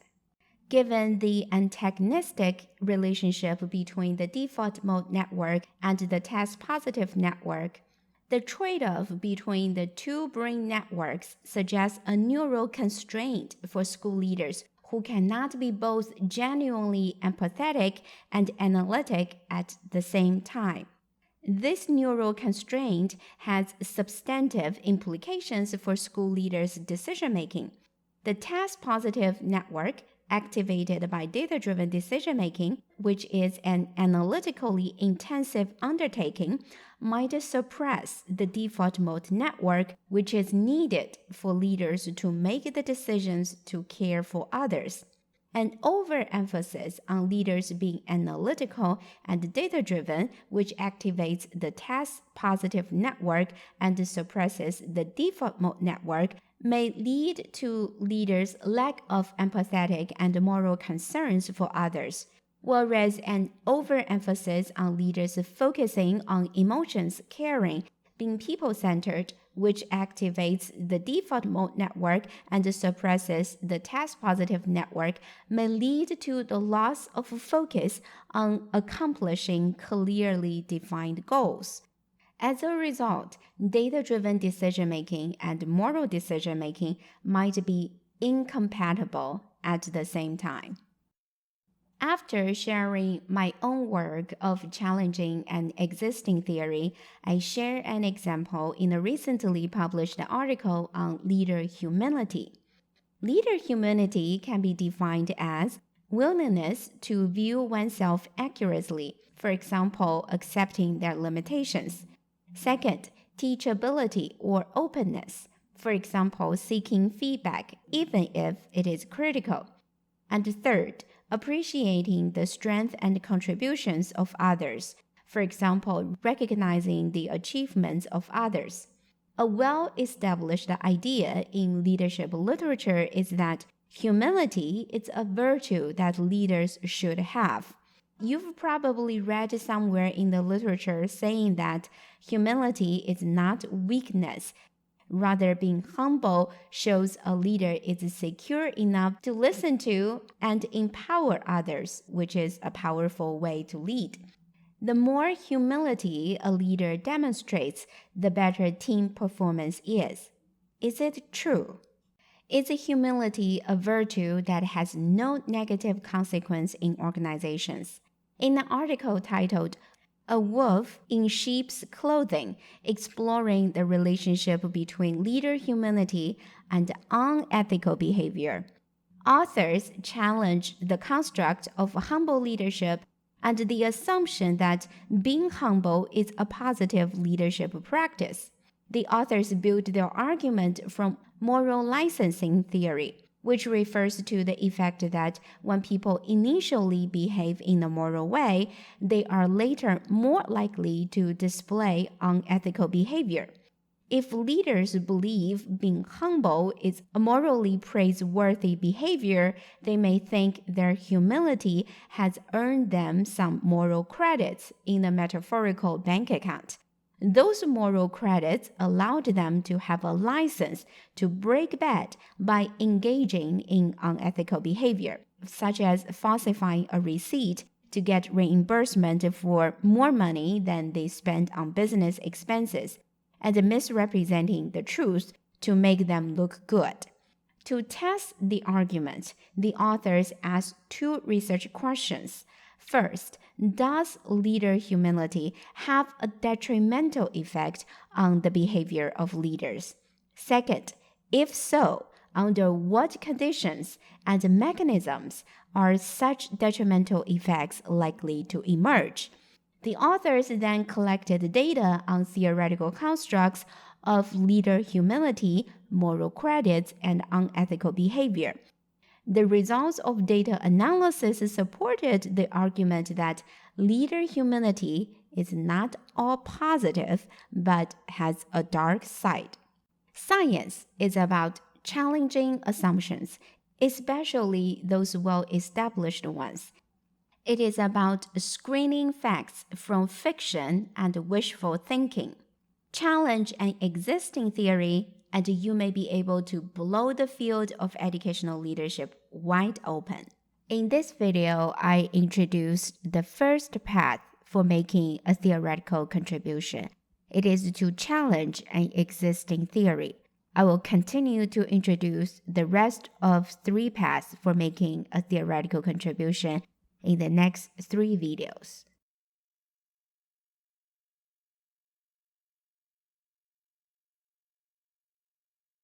In the last video about the theoretical contribution, I introduced the first path for making a theoretical contribution, which is to challenge an existing theory.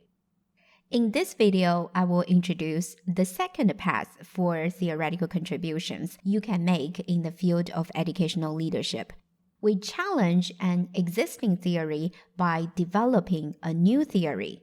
Among the 4 paths for theoretical contributions, this is the most difficult path for making substantial theoretical contributions in any scientific field.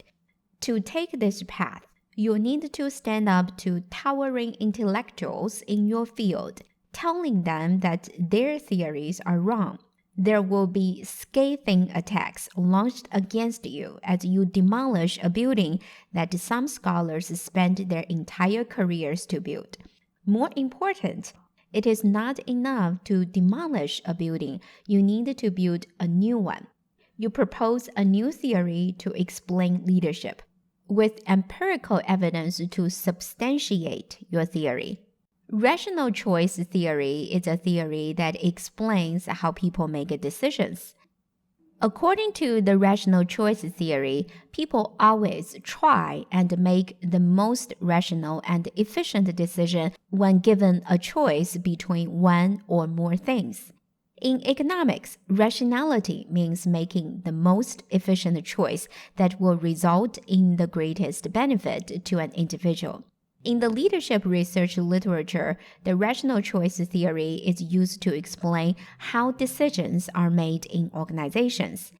Imagine that you have a budget to hire a team member who is expected to complete a set of tasks. To make a rational choice, you select a candidate who is the most competent in performing the expected tasks. The historical root of rational choice theory can be traced back to a British economist, Adam Smith, and a German philosopher, Immanuel Kant. In his book, The Wealth of Nations, Smith explored how people made decisions, especially economic ones. He wanted to know how an economy could work when everyone is self-interested. Smith argued that people's decisions are driven by their own self-interest, but they also take into consideration the wider society or greater good. This is why the rational choice theory is also referred to as the theory of utility maximization, meaning maximizing the greater good. In the movie The Imitation Game, Alan Turing, an English mathematician, and his team cracked the code of the German military during World War II. Through the cracked code, Turing's team knew when and where the Germans would launch an attack on allies. But his team could not alert the allies. If they did so, the Germans would know that the allies had broken their code. They would change the code accordingly. For 2 years, Alan Turing's team had to perform seemingly cold-blooded statistical analysis every day to determine how much intelligence to act on, which Germans' attacks to stop and which to let through. Those life and death decisions were made by performing the statistical analysis that suggests the minimal number of intelligence it would take for allies to win the war, but the maximum number allies would take before the Germans got suspicious. Those decisions were made by following the principle of utility maximization. saving over 14 million lives at the expense of sacrificing some people's lives. Consider a classic trolley problem. Suppose you are behind the wheel of a runway trolley headed toward 5 workers. The only way to save the 5 is to hit a switch that would divert the trolley to a track with just 1 worker. What would you do? Would you hit a switch to save 5 workers but sacrifice 1 worker? Or you do nothing to save 1 worker but sacrifice 5 workers? According to the rational choice theory, if you make a rational decision, you would hit a switch to sacrifice 1 worker but save 5 workers. After all, selecting option A maximizes the greater good. Dispassionate reason, as Immanuel Kant argued, is or ought to be the driving force of decisions, particularly in moral decisions.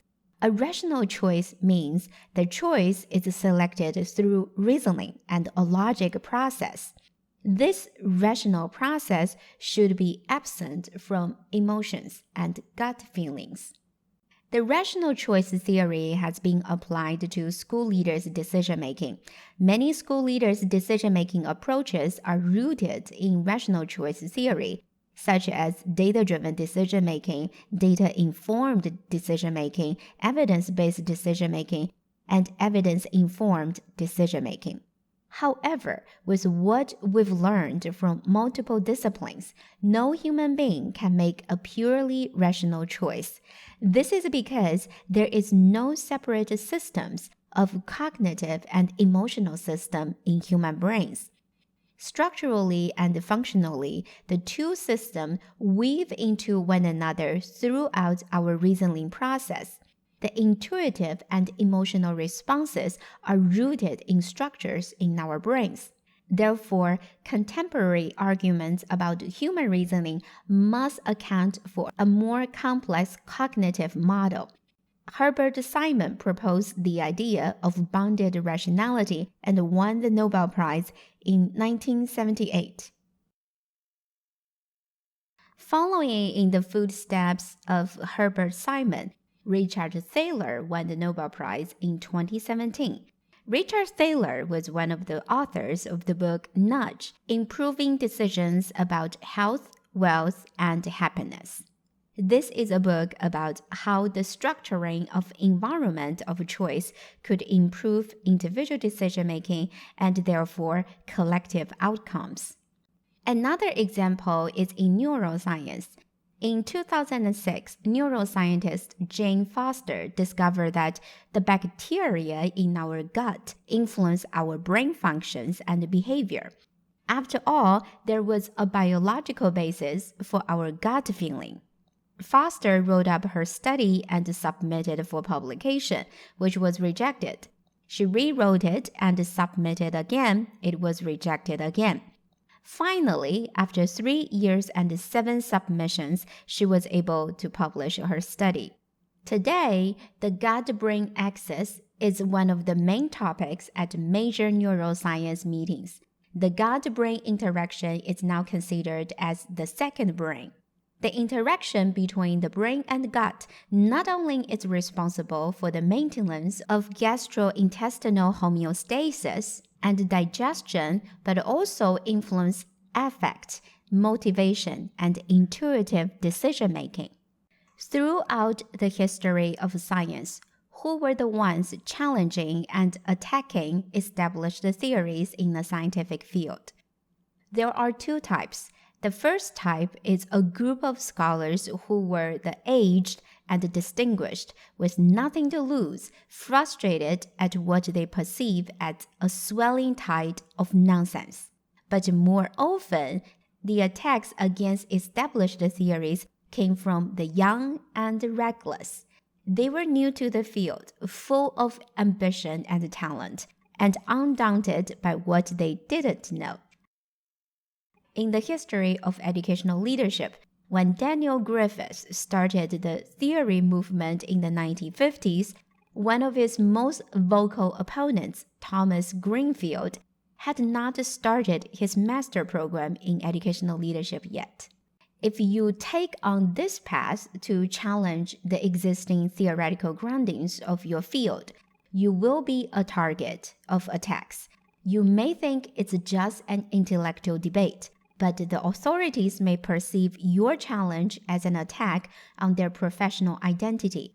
Recall the world's most venerated scientist at the time who revealed a clear intention to present Galileo in the worst possible light, and tried and convicted Galileo for supporting a new theory. Resting on assertions about what we know now, we may judge those scientists with the benefit of hindsight. Imagine how future scholars in 400 years will judge our current theories. We can only hope that when what is now becomes the past, future scholars will judge us fairly. But if your new theory withstands the test of evidence and time, the reward for you taking this difficult path is incalculable.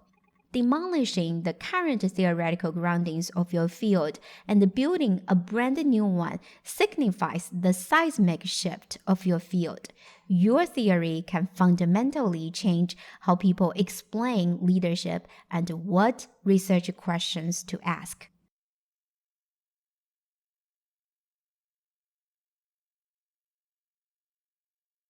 In the last two videos about theoretical contribution, I introduced the first and the second path for your research to make a theoretical contribution to your field.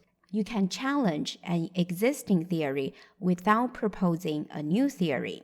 You can also challenge a theory by developing a new theory.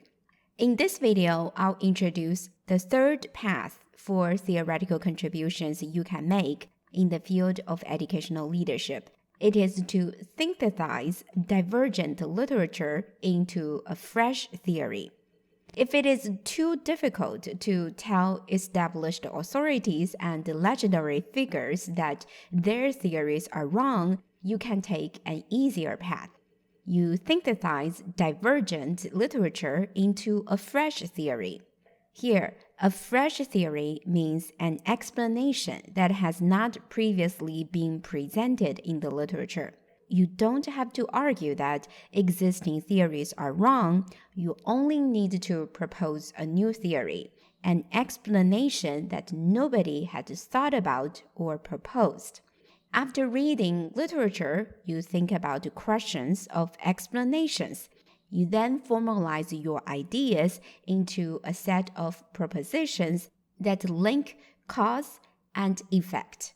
The construct of authentic leadership can be traced back to the 1960s.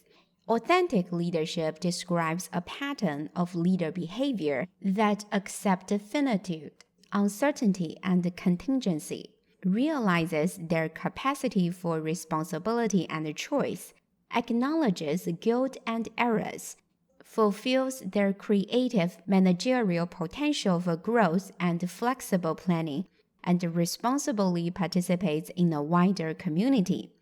Authentic leaders also reduce ambivalence about their leadership role, process positive and negative ego-relevant information in a balanced fashion, are transparent with close others, and are guided by an internalized moral perspective.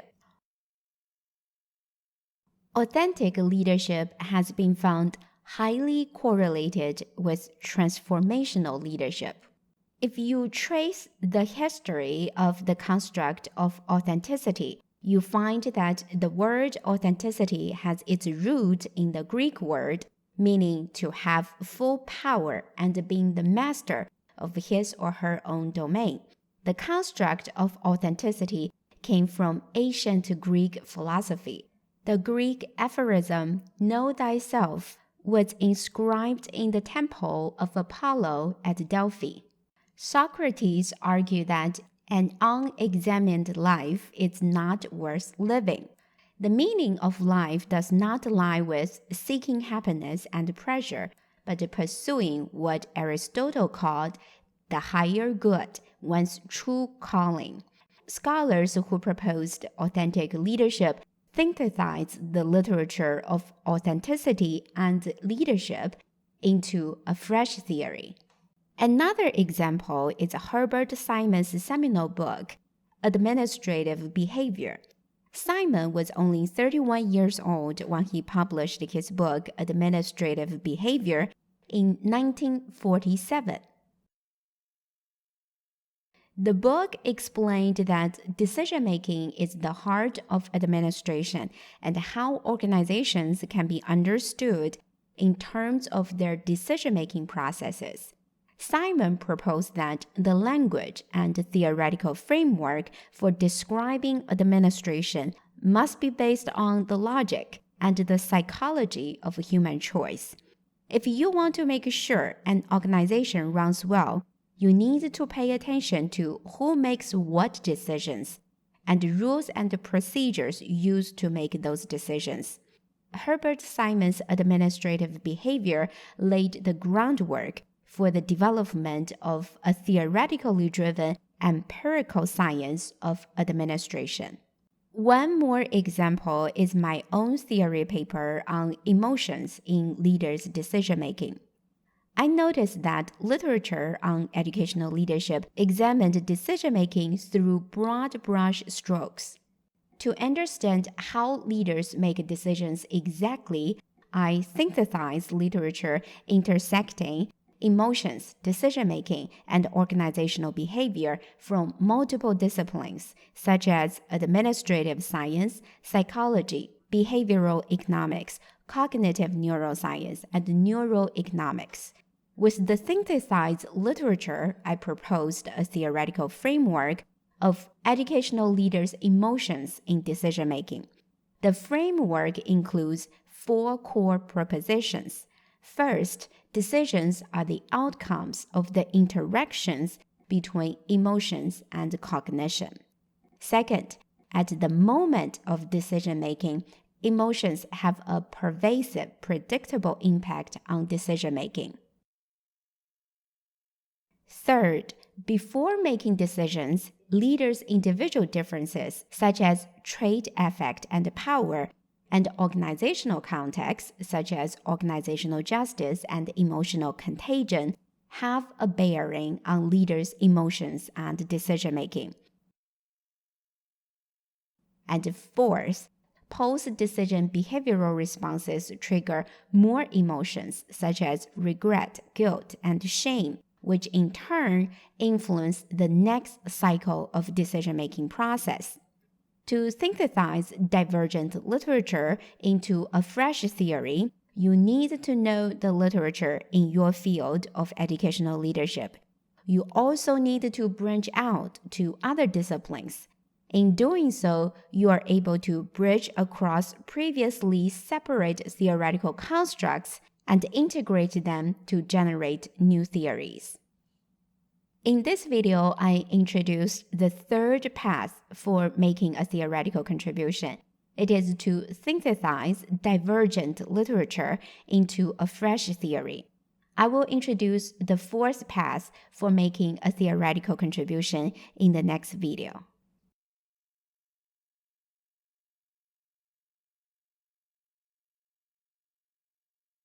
In the last 3 videos about the theoretical contribution, I introduced 3 paths for your research to make a theoretical contribution to your field. You can challenge an existing theory without proposing a new theory. You can challenge a theory by developing a new theory. You can also synthesize divergent literature into a fresh theory. In this video, I'll introduce the fourth path for theoretical contributions you can make in the field of educational leadership. It is to specify boundary conditions of a theory. One complaint from leadership practitioners is that theories are not applicable.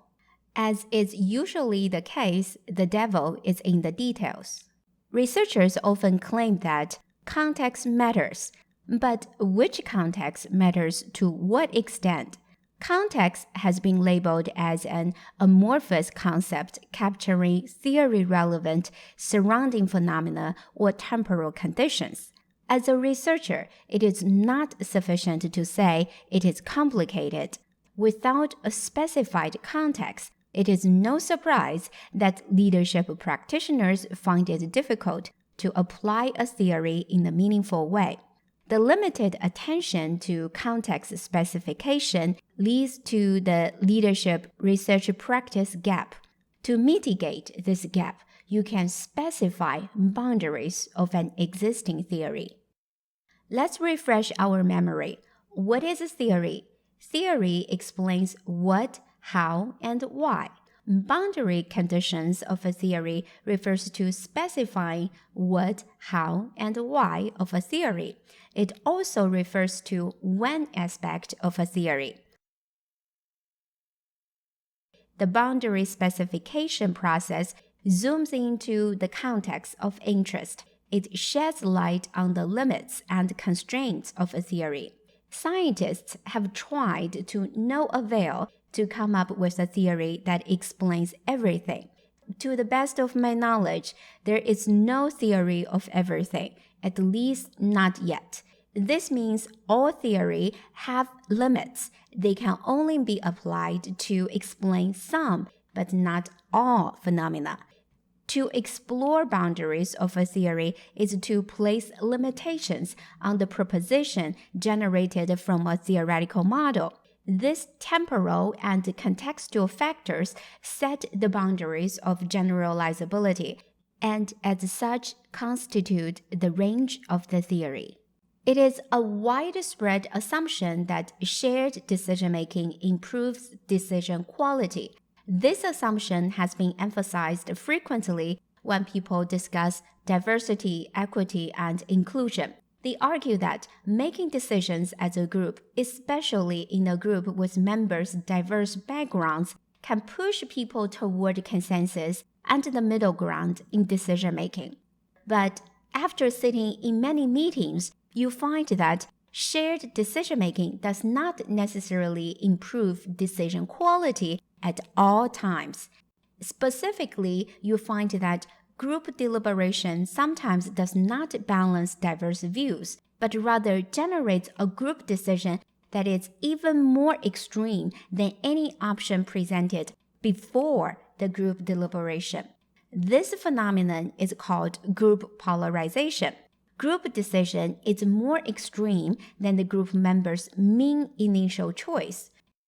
You look into the existing literature on group polarization and find that explanations of a group's choice shift have emphasized group-level conditions, such as group norms, decision rules, a pool of persuasive arguments, and a distribution of initial opinions.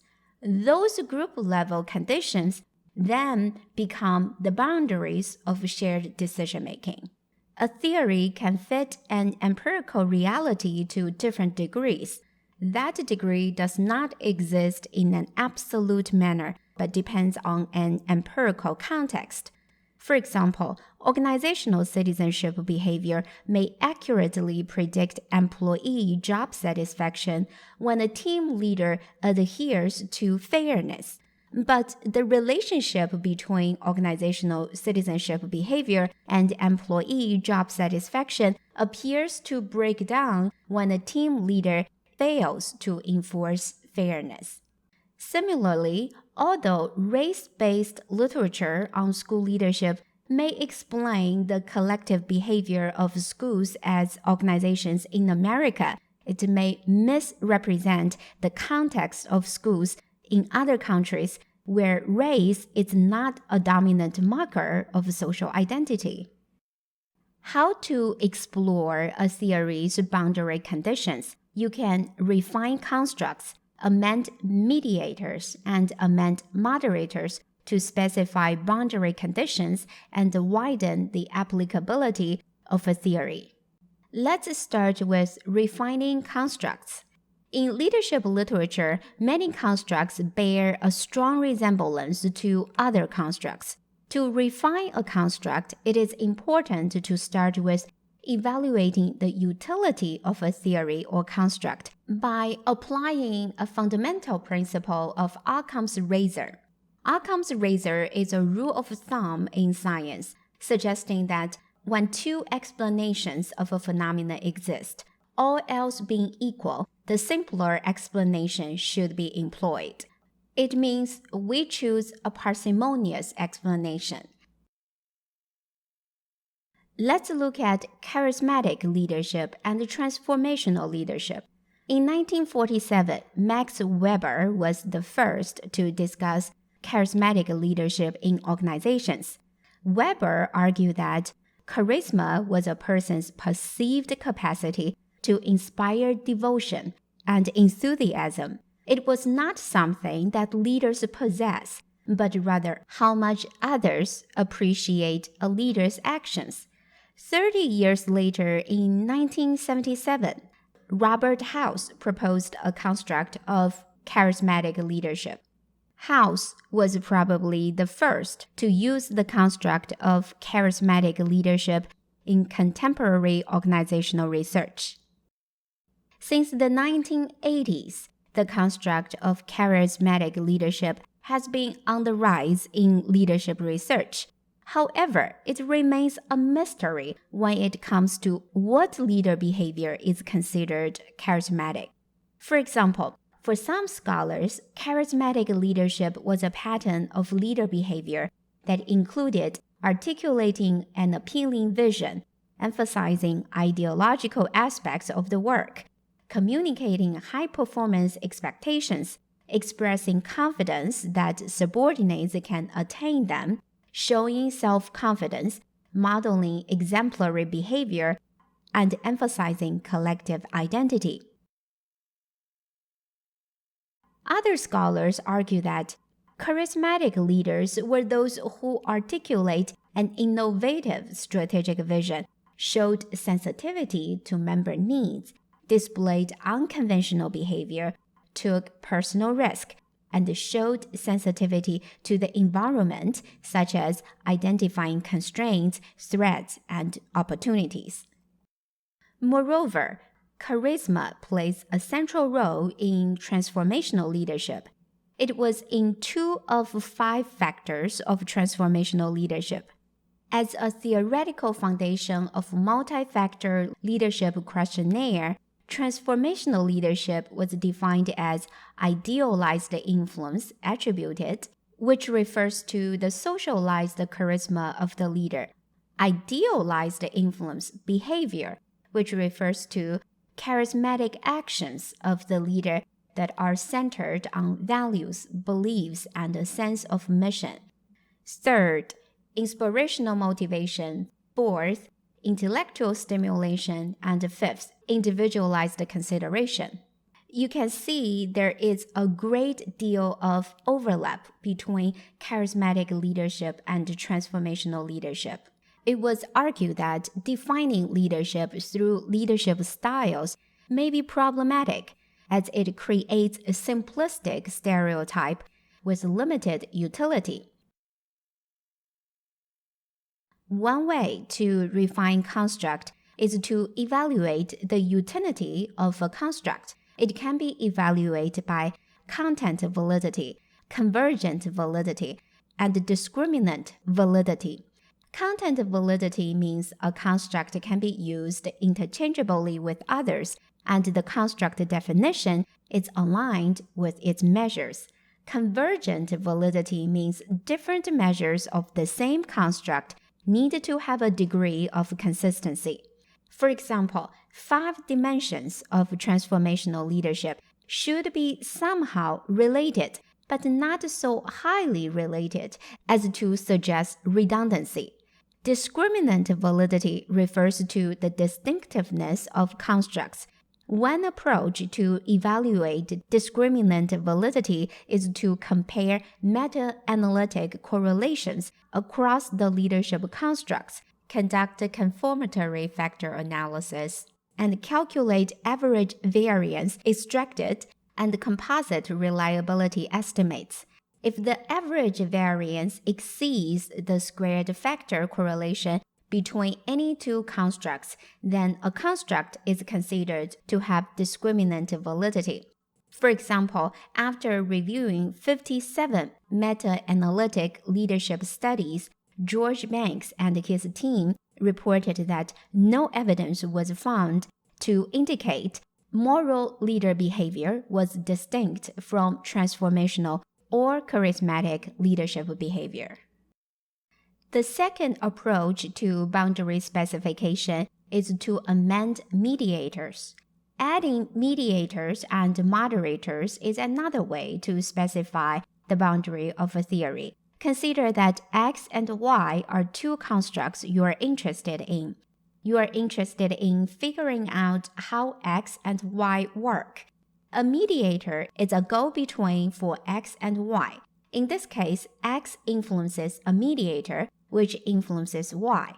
Suppose that you are interested in a phenomenon that subordinates rarely report their leaders' abusive behavior. You find that conservation of resource theory can explain a subordinate's silence behavior.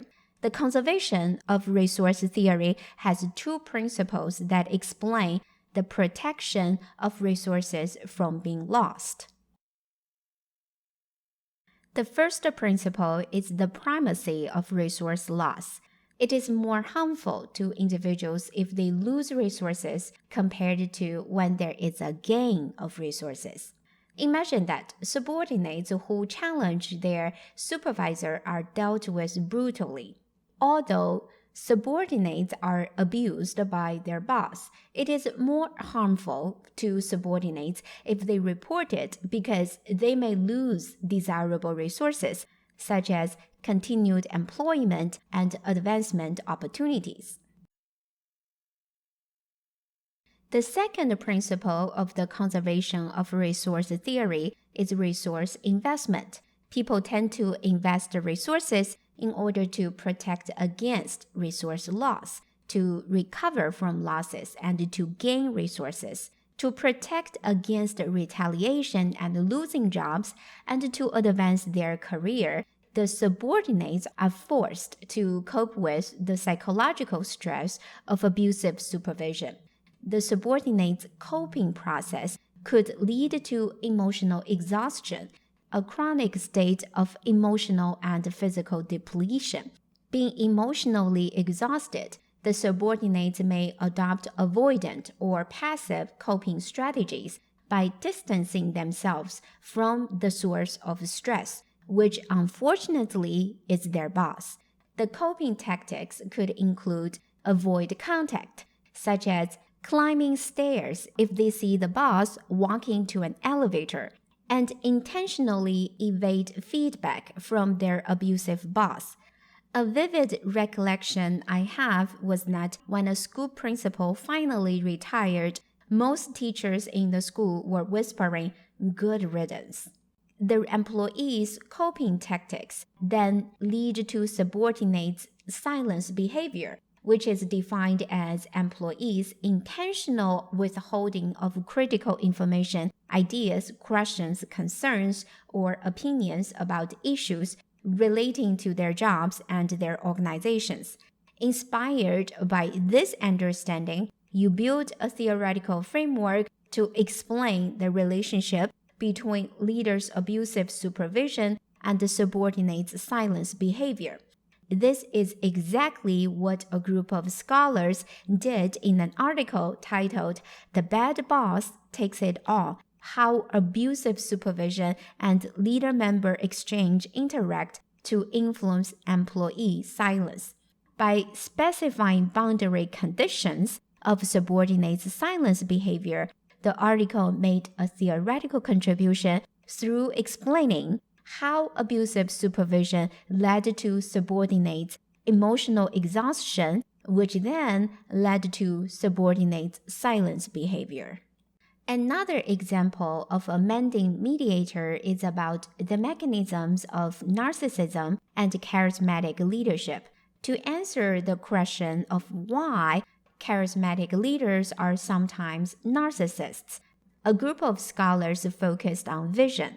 Vision has been considered as Leadership 101. It has been taught in most, if not all, leadership training programs, but most leadership literature only suggests the importance of crafting and articulating a vision, but not the content of a vision, how it is articulated, or to whom the vision is articulated. It is not that any vision inspires people. What's in the vision that truly inspires people? To answer this question, you begin to read literature on vision and come across the idea that a leader's bold vision grabs people's attention, excites people, transcends the existing ways of doing things, and generates admiration for the leader. An example of a bold vision is President John F. Kennedy's speech, "We choose to go to the moon," before a joint session of Congress of the United States in 1962. To rally national support for an exorbitantly expensive program of human exploration to the moon, Kennedy delivered the speech to proclaim his vision of how the United States put a man on the moon by the end of the decade.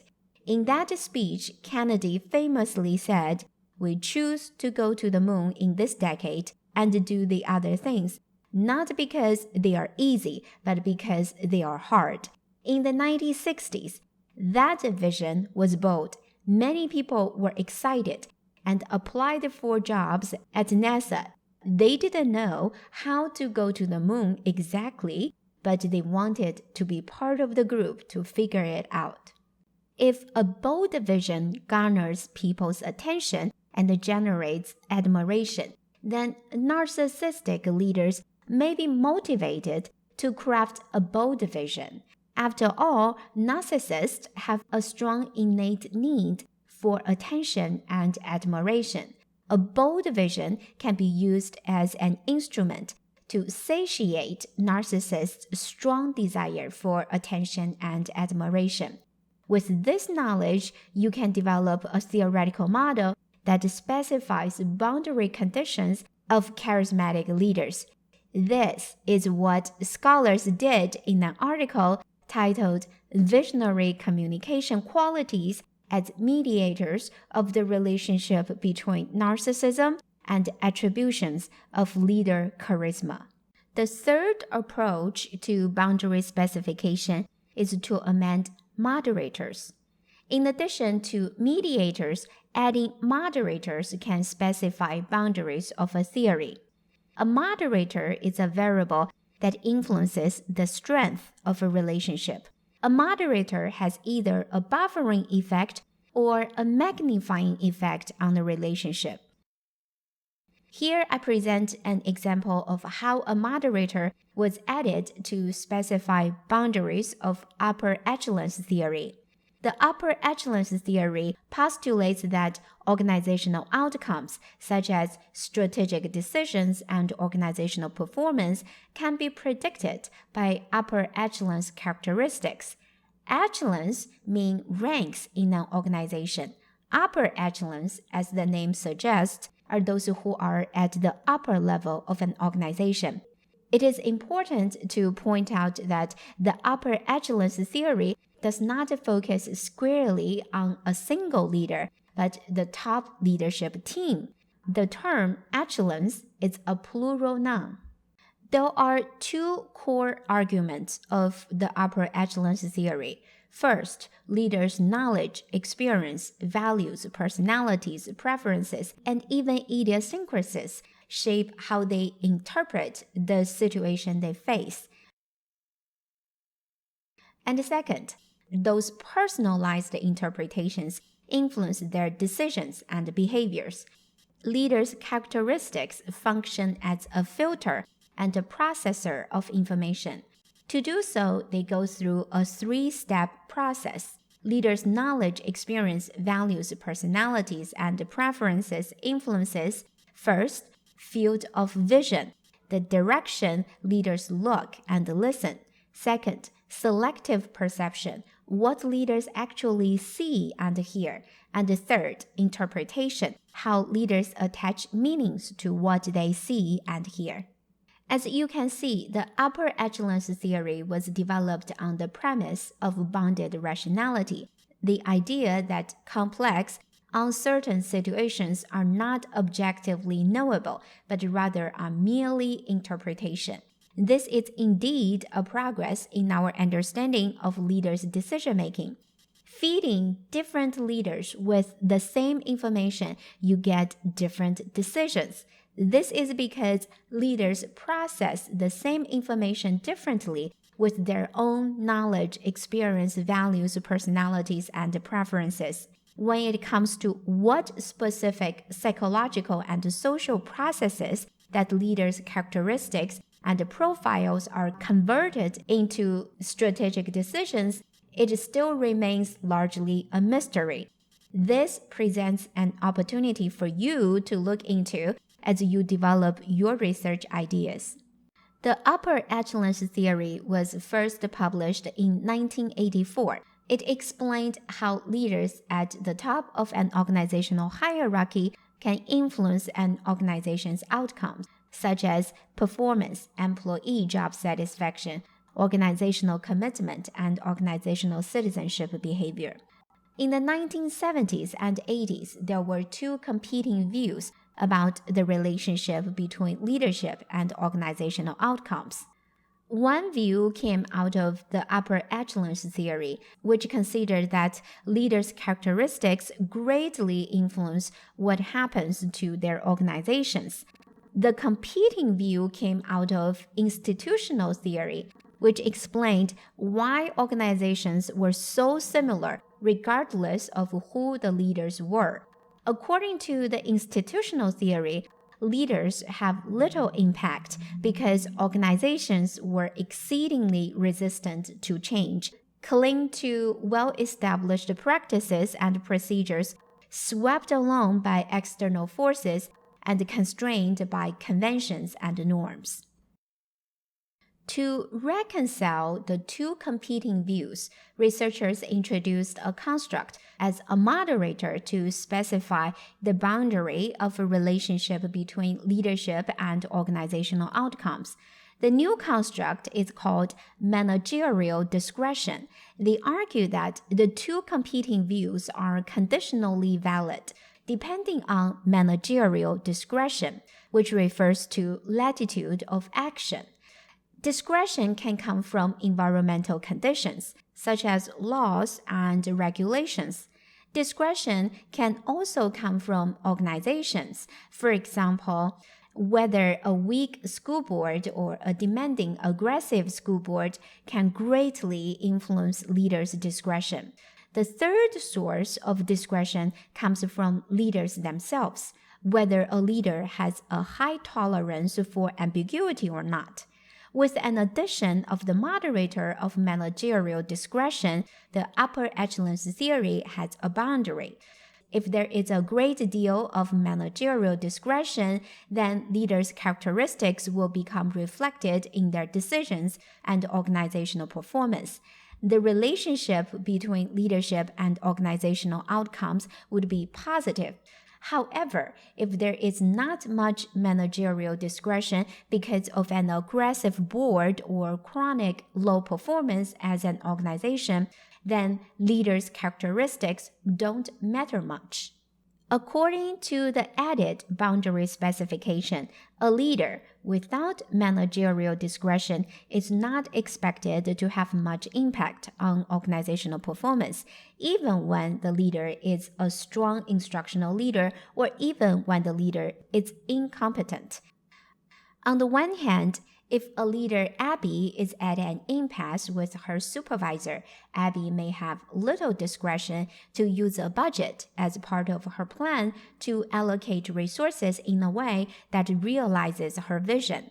On the other hand, Abby could be incompetent, toxic, vengeful, and reckless.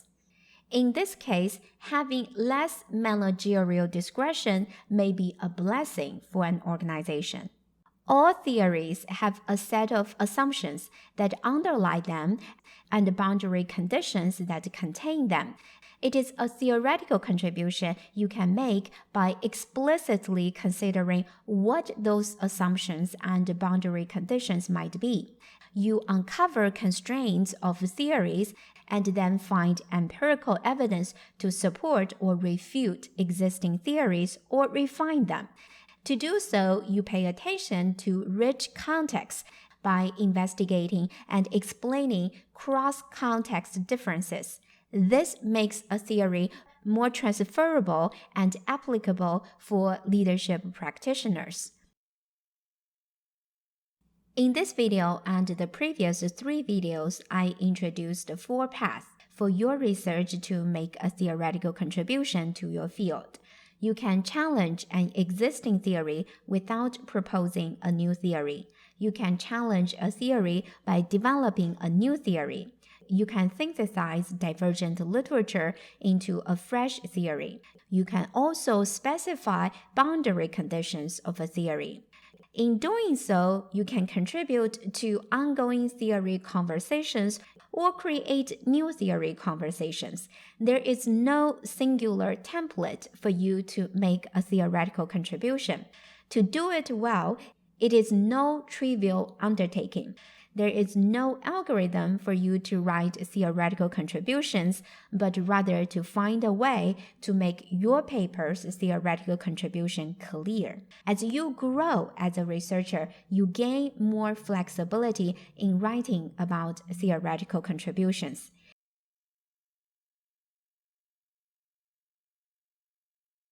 After learning theories and theoretical contributions, in this video, we'll learn how to develop a theoretical framework. This video is an updated one of my previous video on how to develop a theoretical framework. That video was posted about 2 years ago. In this updated video, I added more explanations and offered more examples. Let's start with what a theoretical framework is.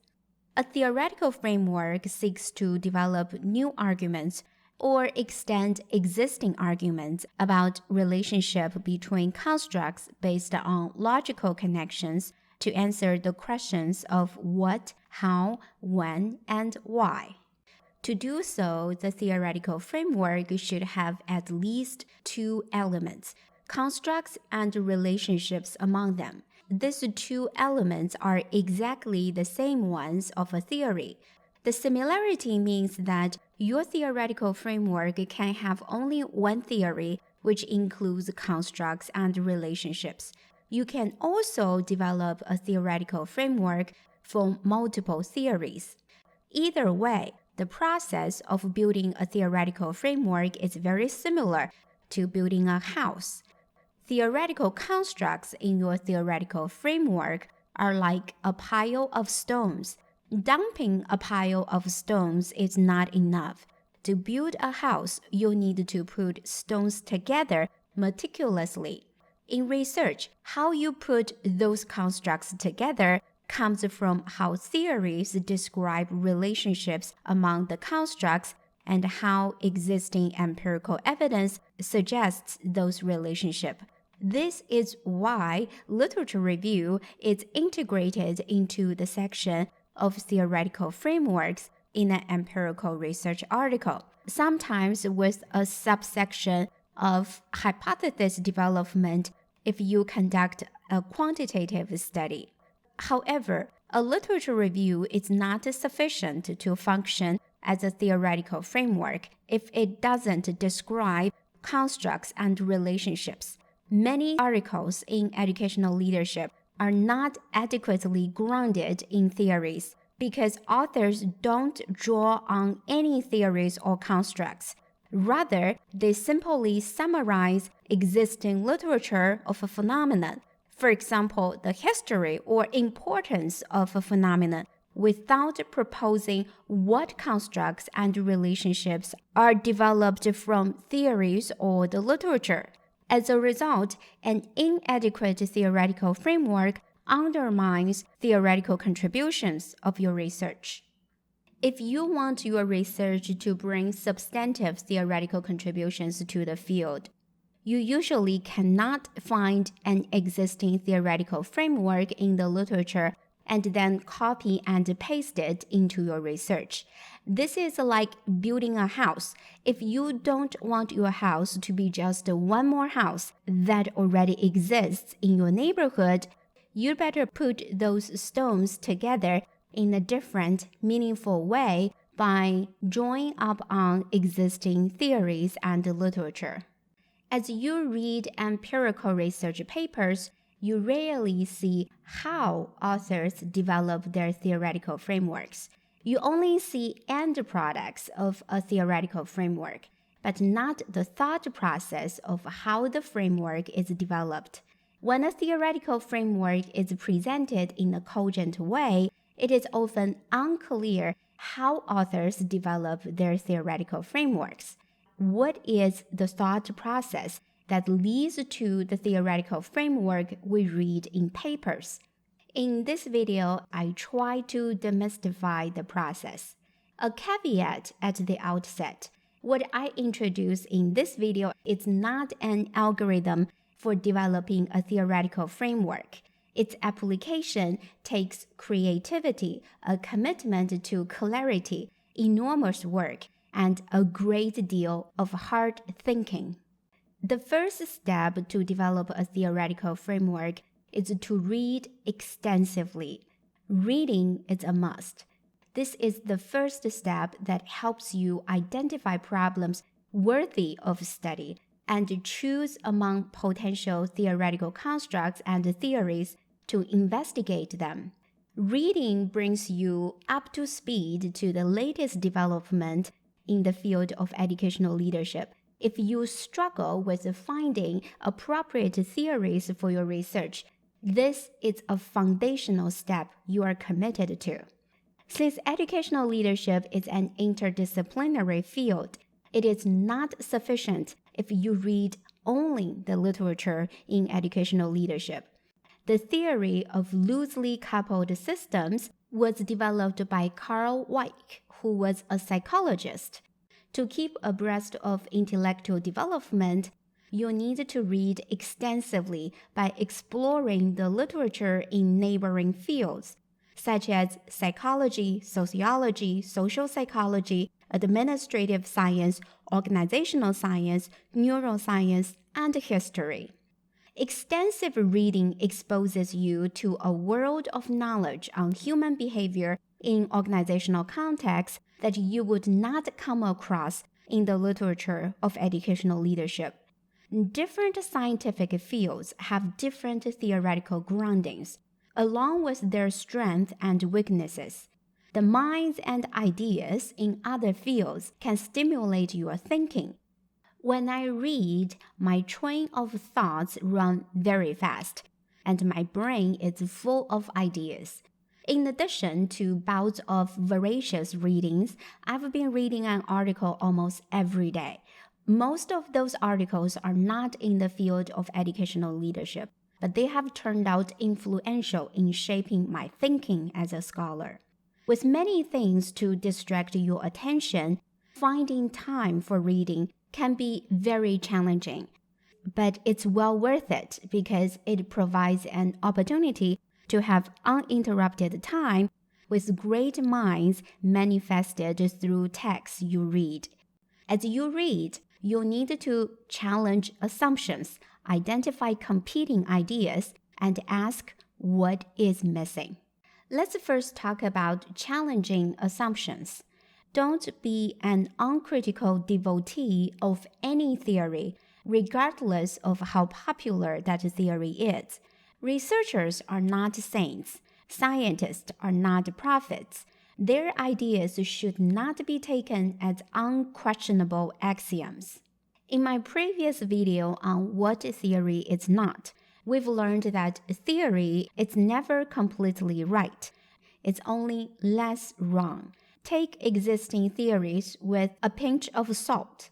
A healthy dose of skepticism is needed if you strive to seek truth and make substantive contribution to your field. Rene Descartes once said, "If you would be a real seeker after truth, it is necessary that at least once in your life you doubt, as far as possible, all things." Challenge accepted wisdom and common assumptions. Don't go with the flow. It is a misconception that a consensus is truth. Truth remains true regardless of how many people embrace it. In science, a majority view does not mean the view is truer. By contrast, a dissenting view may turn out to be true. Some theories rise to prominence soon after their publication. Others remain dormant for many years until, for some unforeseeable reason, a scientific community takes notice, while others will be forever ignored. Alan Turing's idea on a thinking machine performing different tasks didn't attract much attention in 1936 when he first proposed it, but the idea came to fruition during World War II. Today, we call those machines on which we write documents, send emails, read news, perform data analysis, and attend online meetings. A currently popular theory doesn't necessarily mean it has explanatory potency, and vice versa. Many great scientists in history are great precisely because they deviated from the majority view. Likewise, the popular views we hold now may turn out to be outright wrong in 100 years.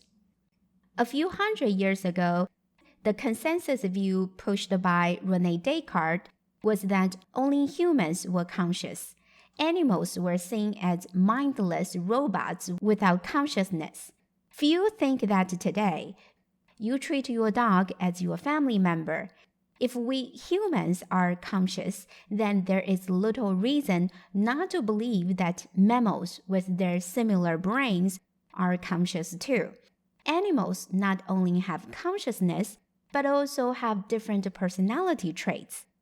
Recently, primatologists Franz de Waal at Emory University vividly documented how politics were played out in a chimpanzee colony through wielding power, competing over rank in a social hierarchy, conflict resolution, ambition, coalition forming, currying of favors, use of brutal force, and political opportunism. As de Waal shared, every primatologist goes through a phase of, if this is an animal, what am I? Politics and power struggles in the chimpanzee colony are not fundamentally different from human hierarchies in organizations. Albert Einstein challenged assumptions in Isaac Newton's law of motion.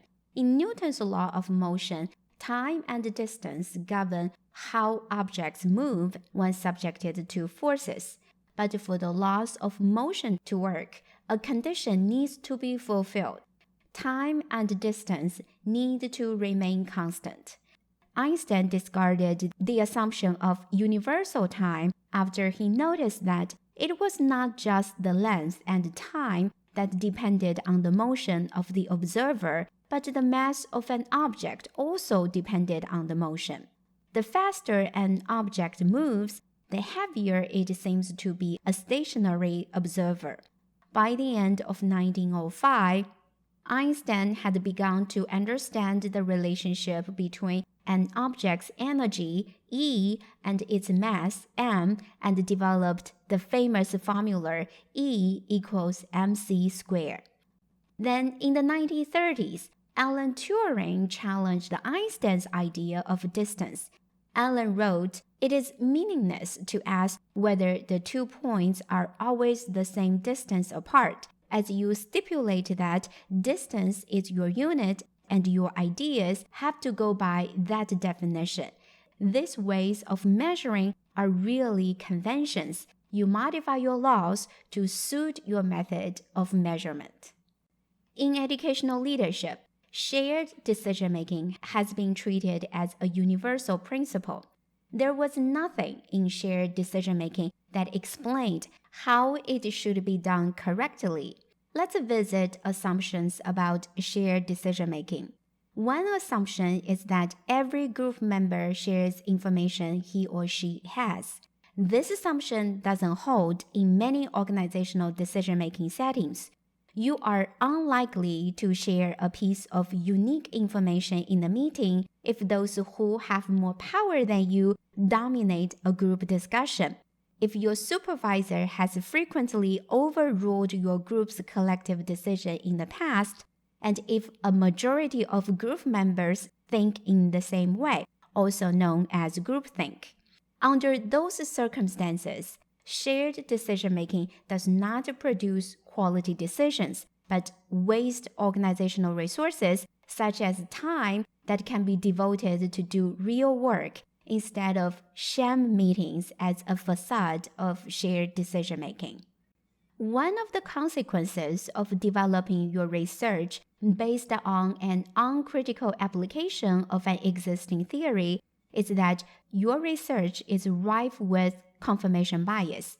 The confirmation bias refers to people's tendency to search for and interpret evidence in a way that validates a predetermined assumption or conclusion. Our information seeking is guided by selective attention and avoidance. We see what we want to see. The confirmation bias not only influences where we go to collect data, but also how we interpret evidence. We usually cherry-pick information, bending reality in our desired directions.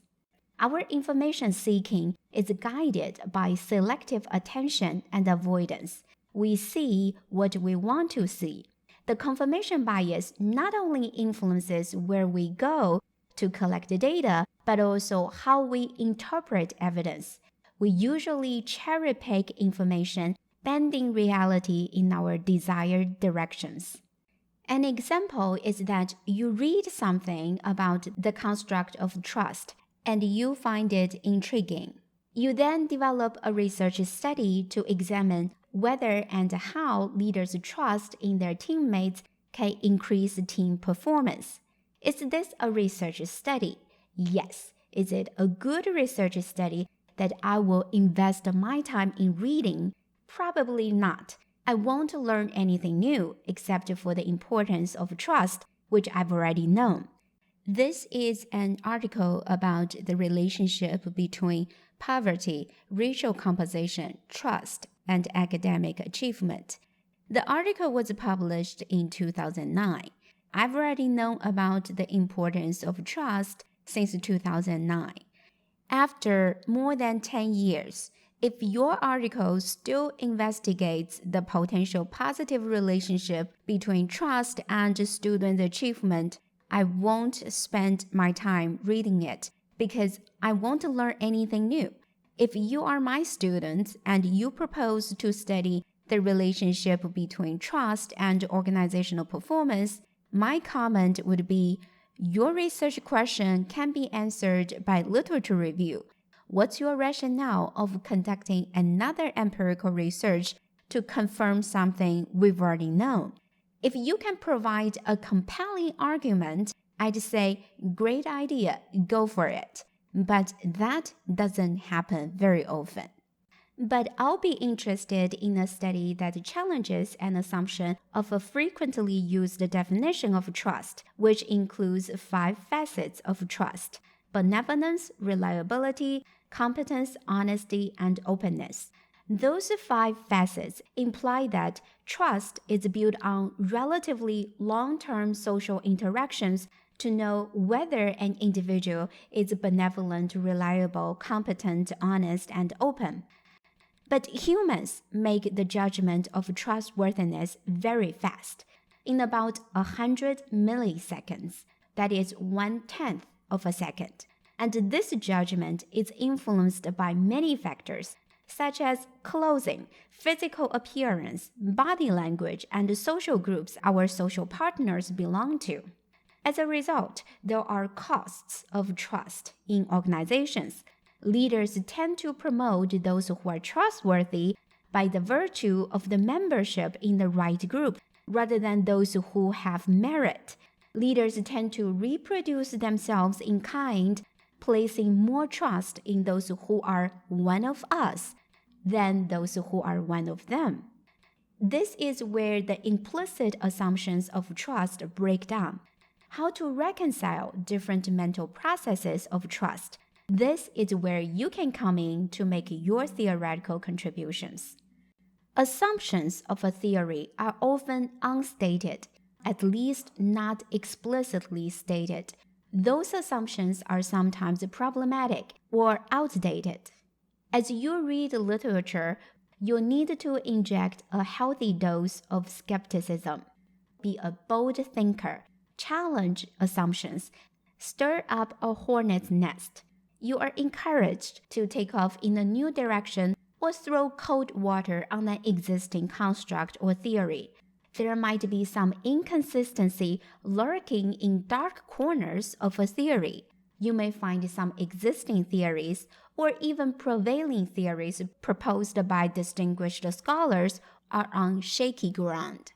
Now it is time for you to pause this video and write down what unstated assumptions of the constructs you'd like to include in your theoretical framework.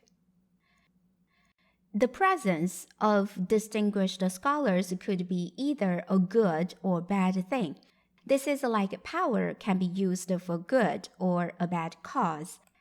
The presence of distinguished scholars can be problematic if they exert undue influences on the direction of a research community. There is a risk that the distinguished scholars can define what research is being conducted and create a monopoly on which ideas are accepted uncritically in the research community and which ideas are considered interesting and acceptable to a research community. As a physicist Max Planck pointed out, a new scientific truth does not triumph by convincing its opponents and making them see the light, but rather because its opponents eventually die and a new generation grows up that is familiar with it. An important scientific innovation rarely makes its way by gradually winning over and converting its opponents. It rarely happens that Saul becomes Paul. What does happen is that its opponents gradually die out and that the growing generation is familiarized with the ideas from the beginning. Another instance of the fact that the future lies with the youth. Planck's view of the sociology of scientific knowledge was echoed in a recently published article titled, "Does Science Advance One Funeral at a Time?" In this article, authors argued poignantly, while outsiders appear reluctant to challenge leadership within a field when the star is alive, the loss of a luminary provides an opportunity for fields to evolve in new directions that advance the frontier of knowledge. If you want to forge your own path in academia, one way is to start by questioning assumptions of existing theories. Again, scientific consensus does not mean truth. Michael Crichton once said, historically, the claim of consensus has been the first refuge of scoundrels. It is a way to avoid debate by claiming that the matter is already settled. Whenever you hear the consensus of scientists agrees on something or other, reach for your wallet because you are being had. Let's be clear, the work of science has nothing whatever to do with the consensus. Consensus is the business of politics. Science, on the contrary, requires only one investigator who happens to be right, which means that he or she has results that are verifiable by reference to the real world. The second thing you need to do as you read extensively is that you need to identify competing theories. Competing theories, debates, and controversies are healthy for the advances of a scientific field. Mixed conclusions in literature signal where you can come in to use your research as an attempt to settle the matter. Scholarly disagreement may make you uncomfortable, but it has at least one benefit. When scholars have opposing theories to explain a phenomenon, any claim or evidence of any substantial importance proposed by one side is meticulously checked and double-checked by the other side.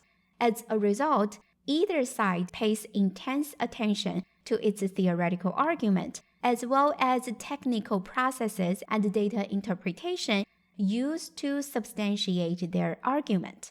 Any error could derail their argument, even diminish their credibility. This scrutiny of competing ideas is a check on the integrity of science. Scholars who aspire to claims of importance and who hope to sustain a lasting career in science protect themselves against the risk of error by being honest and self-criticism. Distributed leadership has been a frequently used theory in educational leadership research since the 2000s.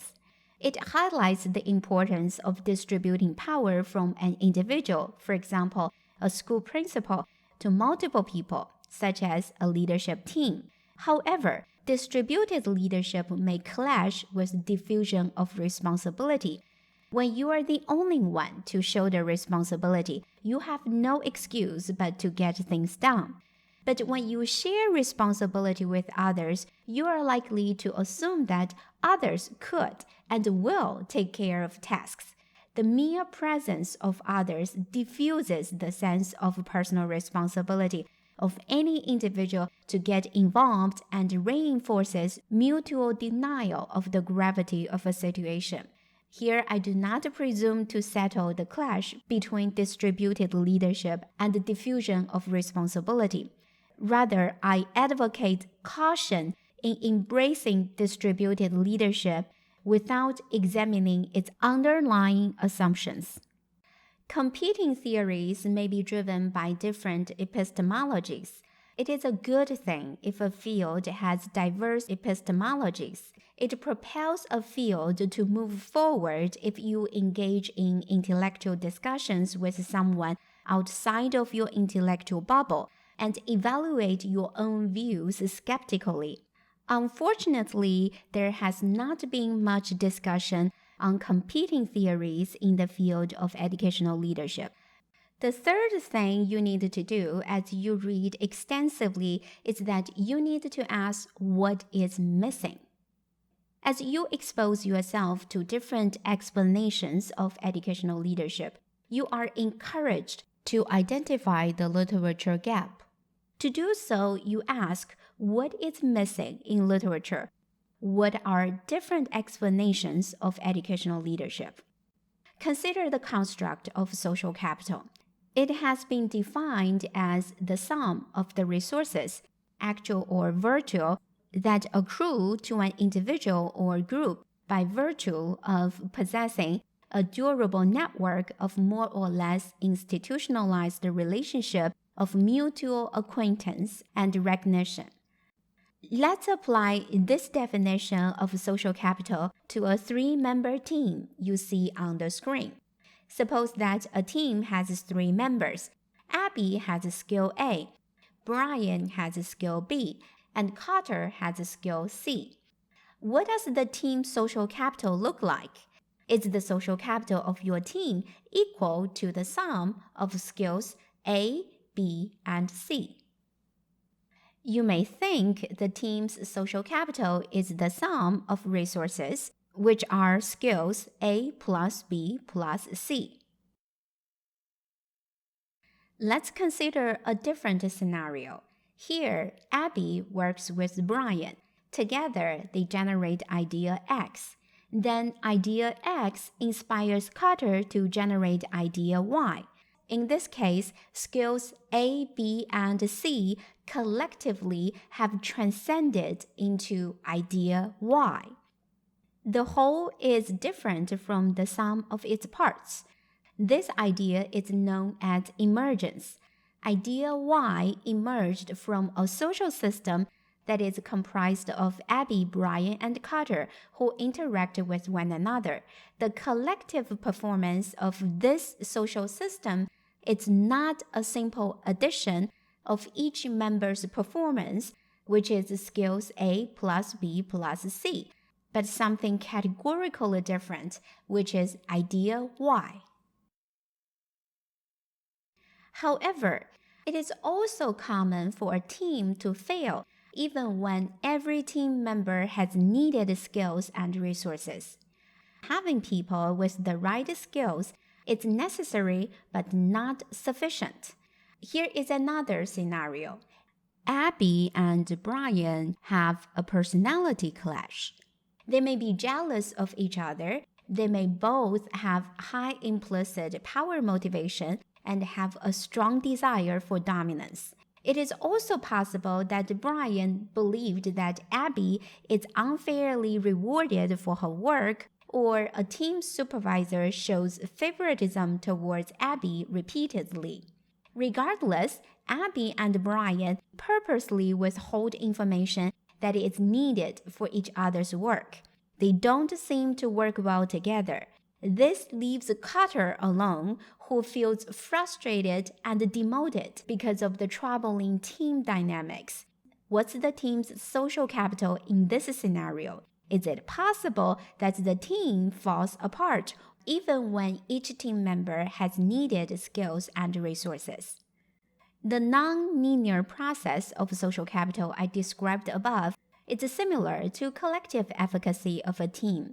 To understand collective efficacy, we need to look at self-efficacy first. Self-efficacy in general refers to one's belief that he or she can successfully take actions to accomplish certain tasks or achieve goals. Albert Bandura described self-efficacy as a person's belief in their ability to organize and execute courses of action required to attain designated types of performance. To evaluate self-efficacy, you can use surveys to measure 4 sources of self-efficacy: mastery experience, that is successfully performing a task; vicarious experience, that is having a role model; social persuasion, that is feedback or a pep talk; and affective states, which is feeling hopeful and excited. Like social capital, collective teacher efficacy is an emergent property. At a group level, collective efficacy is not a simple addition of individual self-efficacy. Rather, it is the group's shared belief in its conjoined capabilities to organize and execute courses of action required to produce given levels of attainments.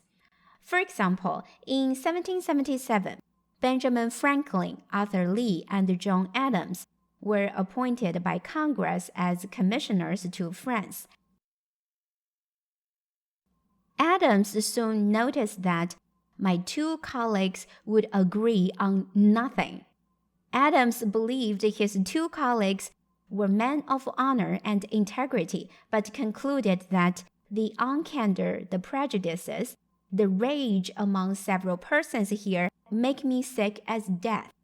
Once you put a team of experts together and allow them to interact, strange things sometimes begin to happen. The team's collective efficacy is different from the sum of its parts. The team sometimes wrestle with navigating team dynamics created by strong personalities. Grounded in a theoretical understanding of collective efficacy as an emergent property which is different from the sum of its parts, to measure collective efficacy in school context, you need to look at individuals' perceptions of their group's shared belief as a whole, such as teachers in this school can get through to the most difficult students. The second step to develop a theoretical framework is to identify and define constructs. As you read an article, you decompose a theory into its component parts. that is, constructs and relationships, such that you can properly specify and understand constructs and relationships before writing them up in a draft theoretical framework. To build a house of theoretical framework, you need to first find constructs as stones. These steps can be especially tricky because you have so much latitude. What is the difference between empathy and sympathy? In a recently published article titled Toward a Theory of Sympathetic Leadership, Asian American School Administrators' Expectations for Justice and Excellence, Daniel Liu and Jia Grace Liang devoted an entire section to define sympathetic leadership. They drew on existing literature, critiqued the downsides of a frequently used term, empathy, such as being misguided by stereotypes, and justified why they preferred to use the phrase sympathetic leadership. Their section serves as an exemplar for you as you work to define your constructs. Let's look at how justice, equity, and fairness have been defined. What is justice exactly? Asking different scholars in educational leadership, you get different answers. Some scholars use justice and equity interchangeably. David DeMatthews described social justice leadership as a commitment to improving the experience and outcomes of students who are most marginalized and disadvantaged. This leadership style is characterized by a pattern of behavior of using communication, community, empathy, and personal relationships to inspire, lead, reform systems, and lean into policies and practices that perpetuate inequities in various forms, including race and disability. According to DeMatthews' definition, justice includes equity, but it is unclear whether it includes fairness. So, what does it mean by justice? Justice is such a spacious phrase that anyone can squeeze their work into the domain of justice and equity. If you study this topic in educational leadership, you need to define your constructs carefully. In an article titled, When Equity Seems Unfair, the Role of Justice Enforceability in Temporary Team Coordination, Melissa Valentine defined equity by norms used to distribute work. First, each team member's skills and experience. Second, team members' prior workload.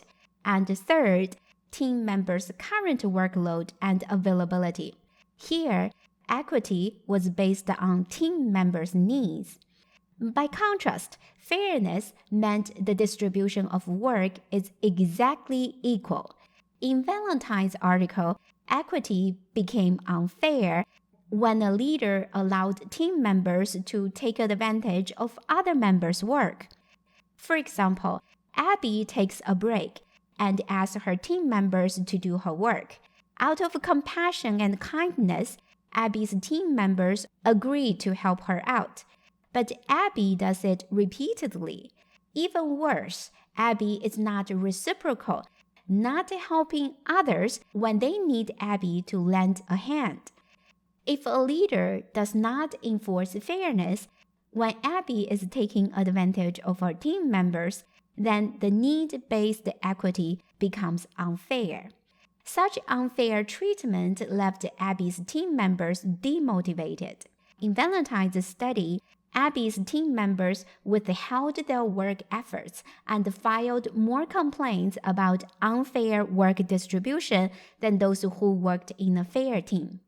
Justice, equity, and equality are not only studied in social sciences such as educational leadership. They have also been studied in neuroscience in an article titled The Emerging Social Neuroscience of Justice Motivation. Authors offered clear definitions to those terms. Equality referred to all parties receive the same outcome. Equity referred to invested parties receive outcomes that may not be equal, but are proportional with respect to need, effort, and merit. Justice referred to a system of normative rules and principles concerning the impartial allocation of rights, responsibilities, and resources in society. Those clear definitions laid a solid foundation for the author's argument on the construct of justice motivation, which was defined as people's tendency to prefer justice and strive for justice in their own life and the life of others. Another example is about race and ethnicity. Race is a social construct, whereas ethnicity is a biological construct. Barack Obama has a white mother. Kamala Harris' mother came from India. Those ancestries are related to ethnicity. However, the racial category of black is fluid, as are other racial categories. As Obama put it, there is more than one authentic way of being black. In human genomics literature, the use of race has decreased from 22% of papers in the 1950s to 4% papers in the 2010s. Meanwhile, the use of ancestry and ethnicity have been on the rise in human genomics literature. When race is used in genetics paper today, it is more likely to be accompanied by the terms ethnicity or ancestry, perhaps because the ambiguity of the terms led researchers to simply combine them and therefore dodge their definitions. Further complicating the matter is a long-standing system of American governmental classification that requires scientists to design all their research with official racial categories. Those categories were established in 1977 at the behest of the U.S. Congress in the wake of the Civil Rights Act of 1964 and 1968, the Voting Rights Act of 1965, and a formation of many new federal offices and agencies. Congress directed its Office of Management Budget to produce a government-wide set of racial categories in order to monitor and redress social inequality. The Office of Management Budget Directive No. 15 of 1977 directed federal agencies to use the U.S. Census racial taxonomy to collect and monitor minority participation in public services. Directive No. 15's initial classification were American Indian or Alaska Native, Asian, Black or African American, Native Hawaiian, and other Pacific Islander, and white. Do you notice a problem? In the federal policy, Hispanic is not a race but an ethnicity. You can imagine how much confusion the U.S. Census racial categories have created. Definitions or labeling are an entry point to further discussion. With clear definitions, we then use reasons and evidence to form an adequate argument and further discussion. Unfortunately, theories and constructs in educational leadership are like a terminological jungle in which anyone can plant a tree. Take a look at a list of terms here: shared leadership, shared instructional leadership, teacher leadership, collective leadership, distributed leadership, participative leadership, and democratic leadership. Those terms are used by some scholars differently, but by others interchangeably.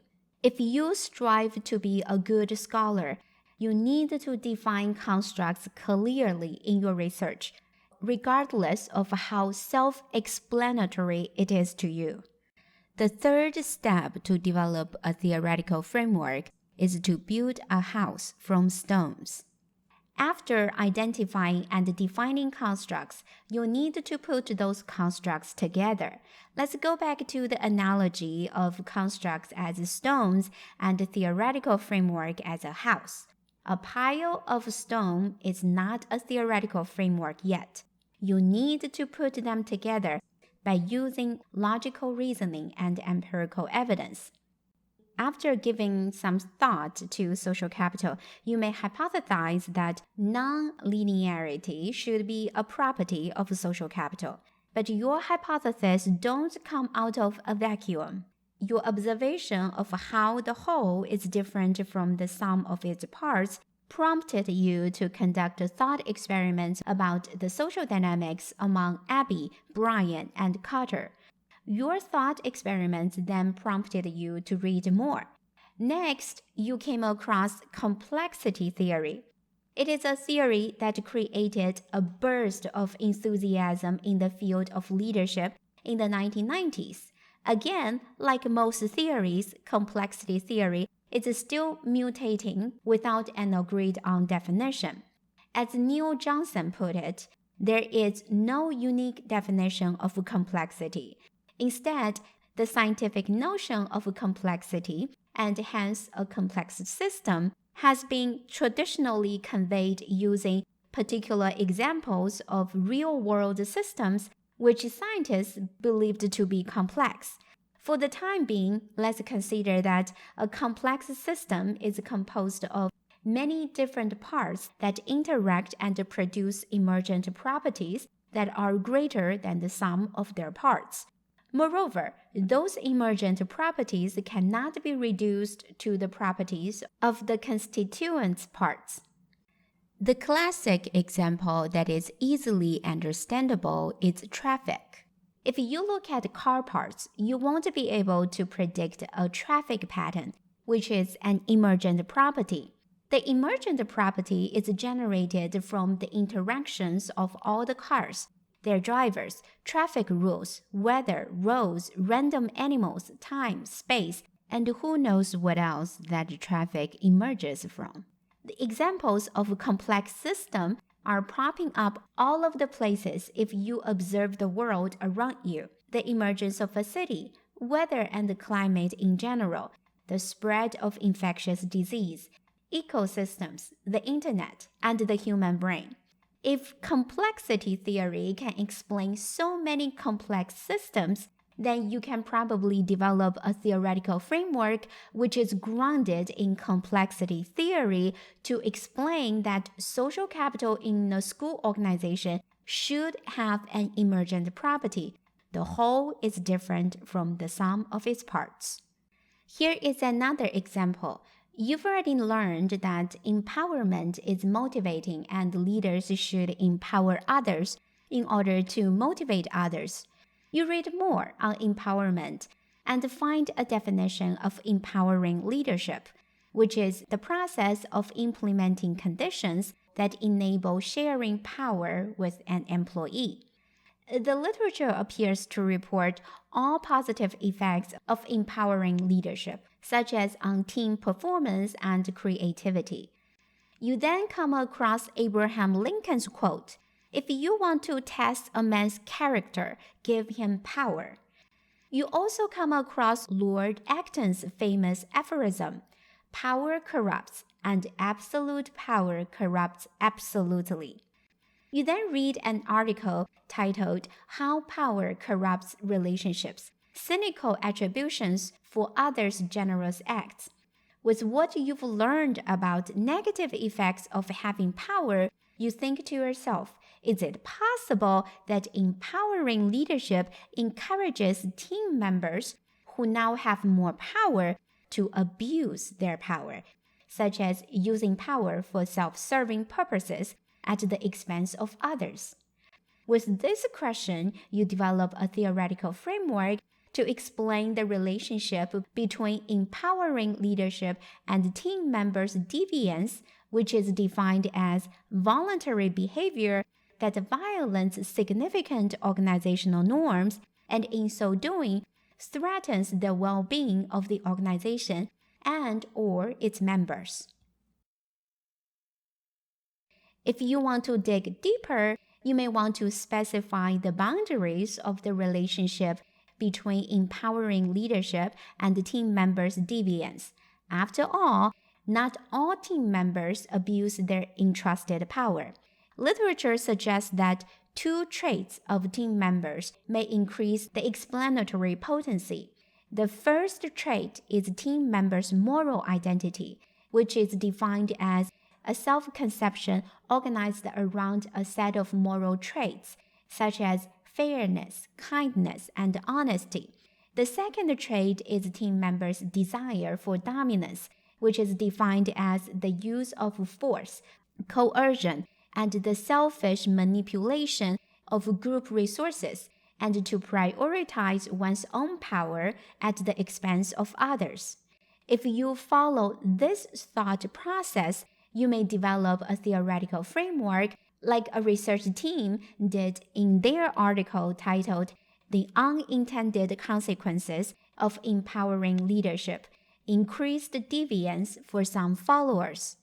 To make the theoretical framework reader-friendly, you can illustrate the framework by using building blocks, lines, and arrows to illustrate your hypothesized relationships. In my theoretical framework of emotions in leaders' decision-making, I illustrated relationships among different constructs. Lines and arrows show how emotions prior to, at the moment of, and post decision-making influence behaviors of leaders and organizational members.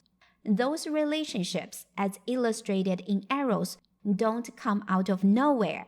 They are grounded in the empirical literature.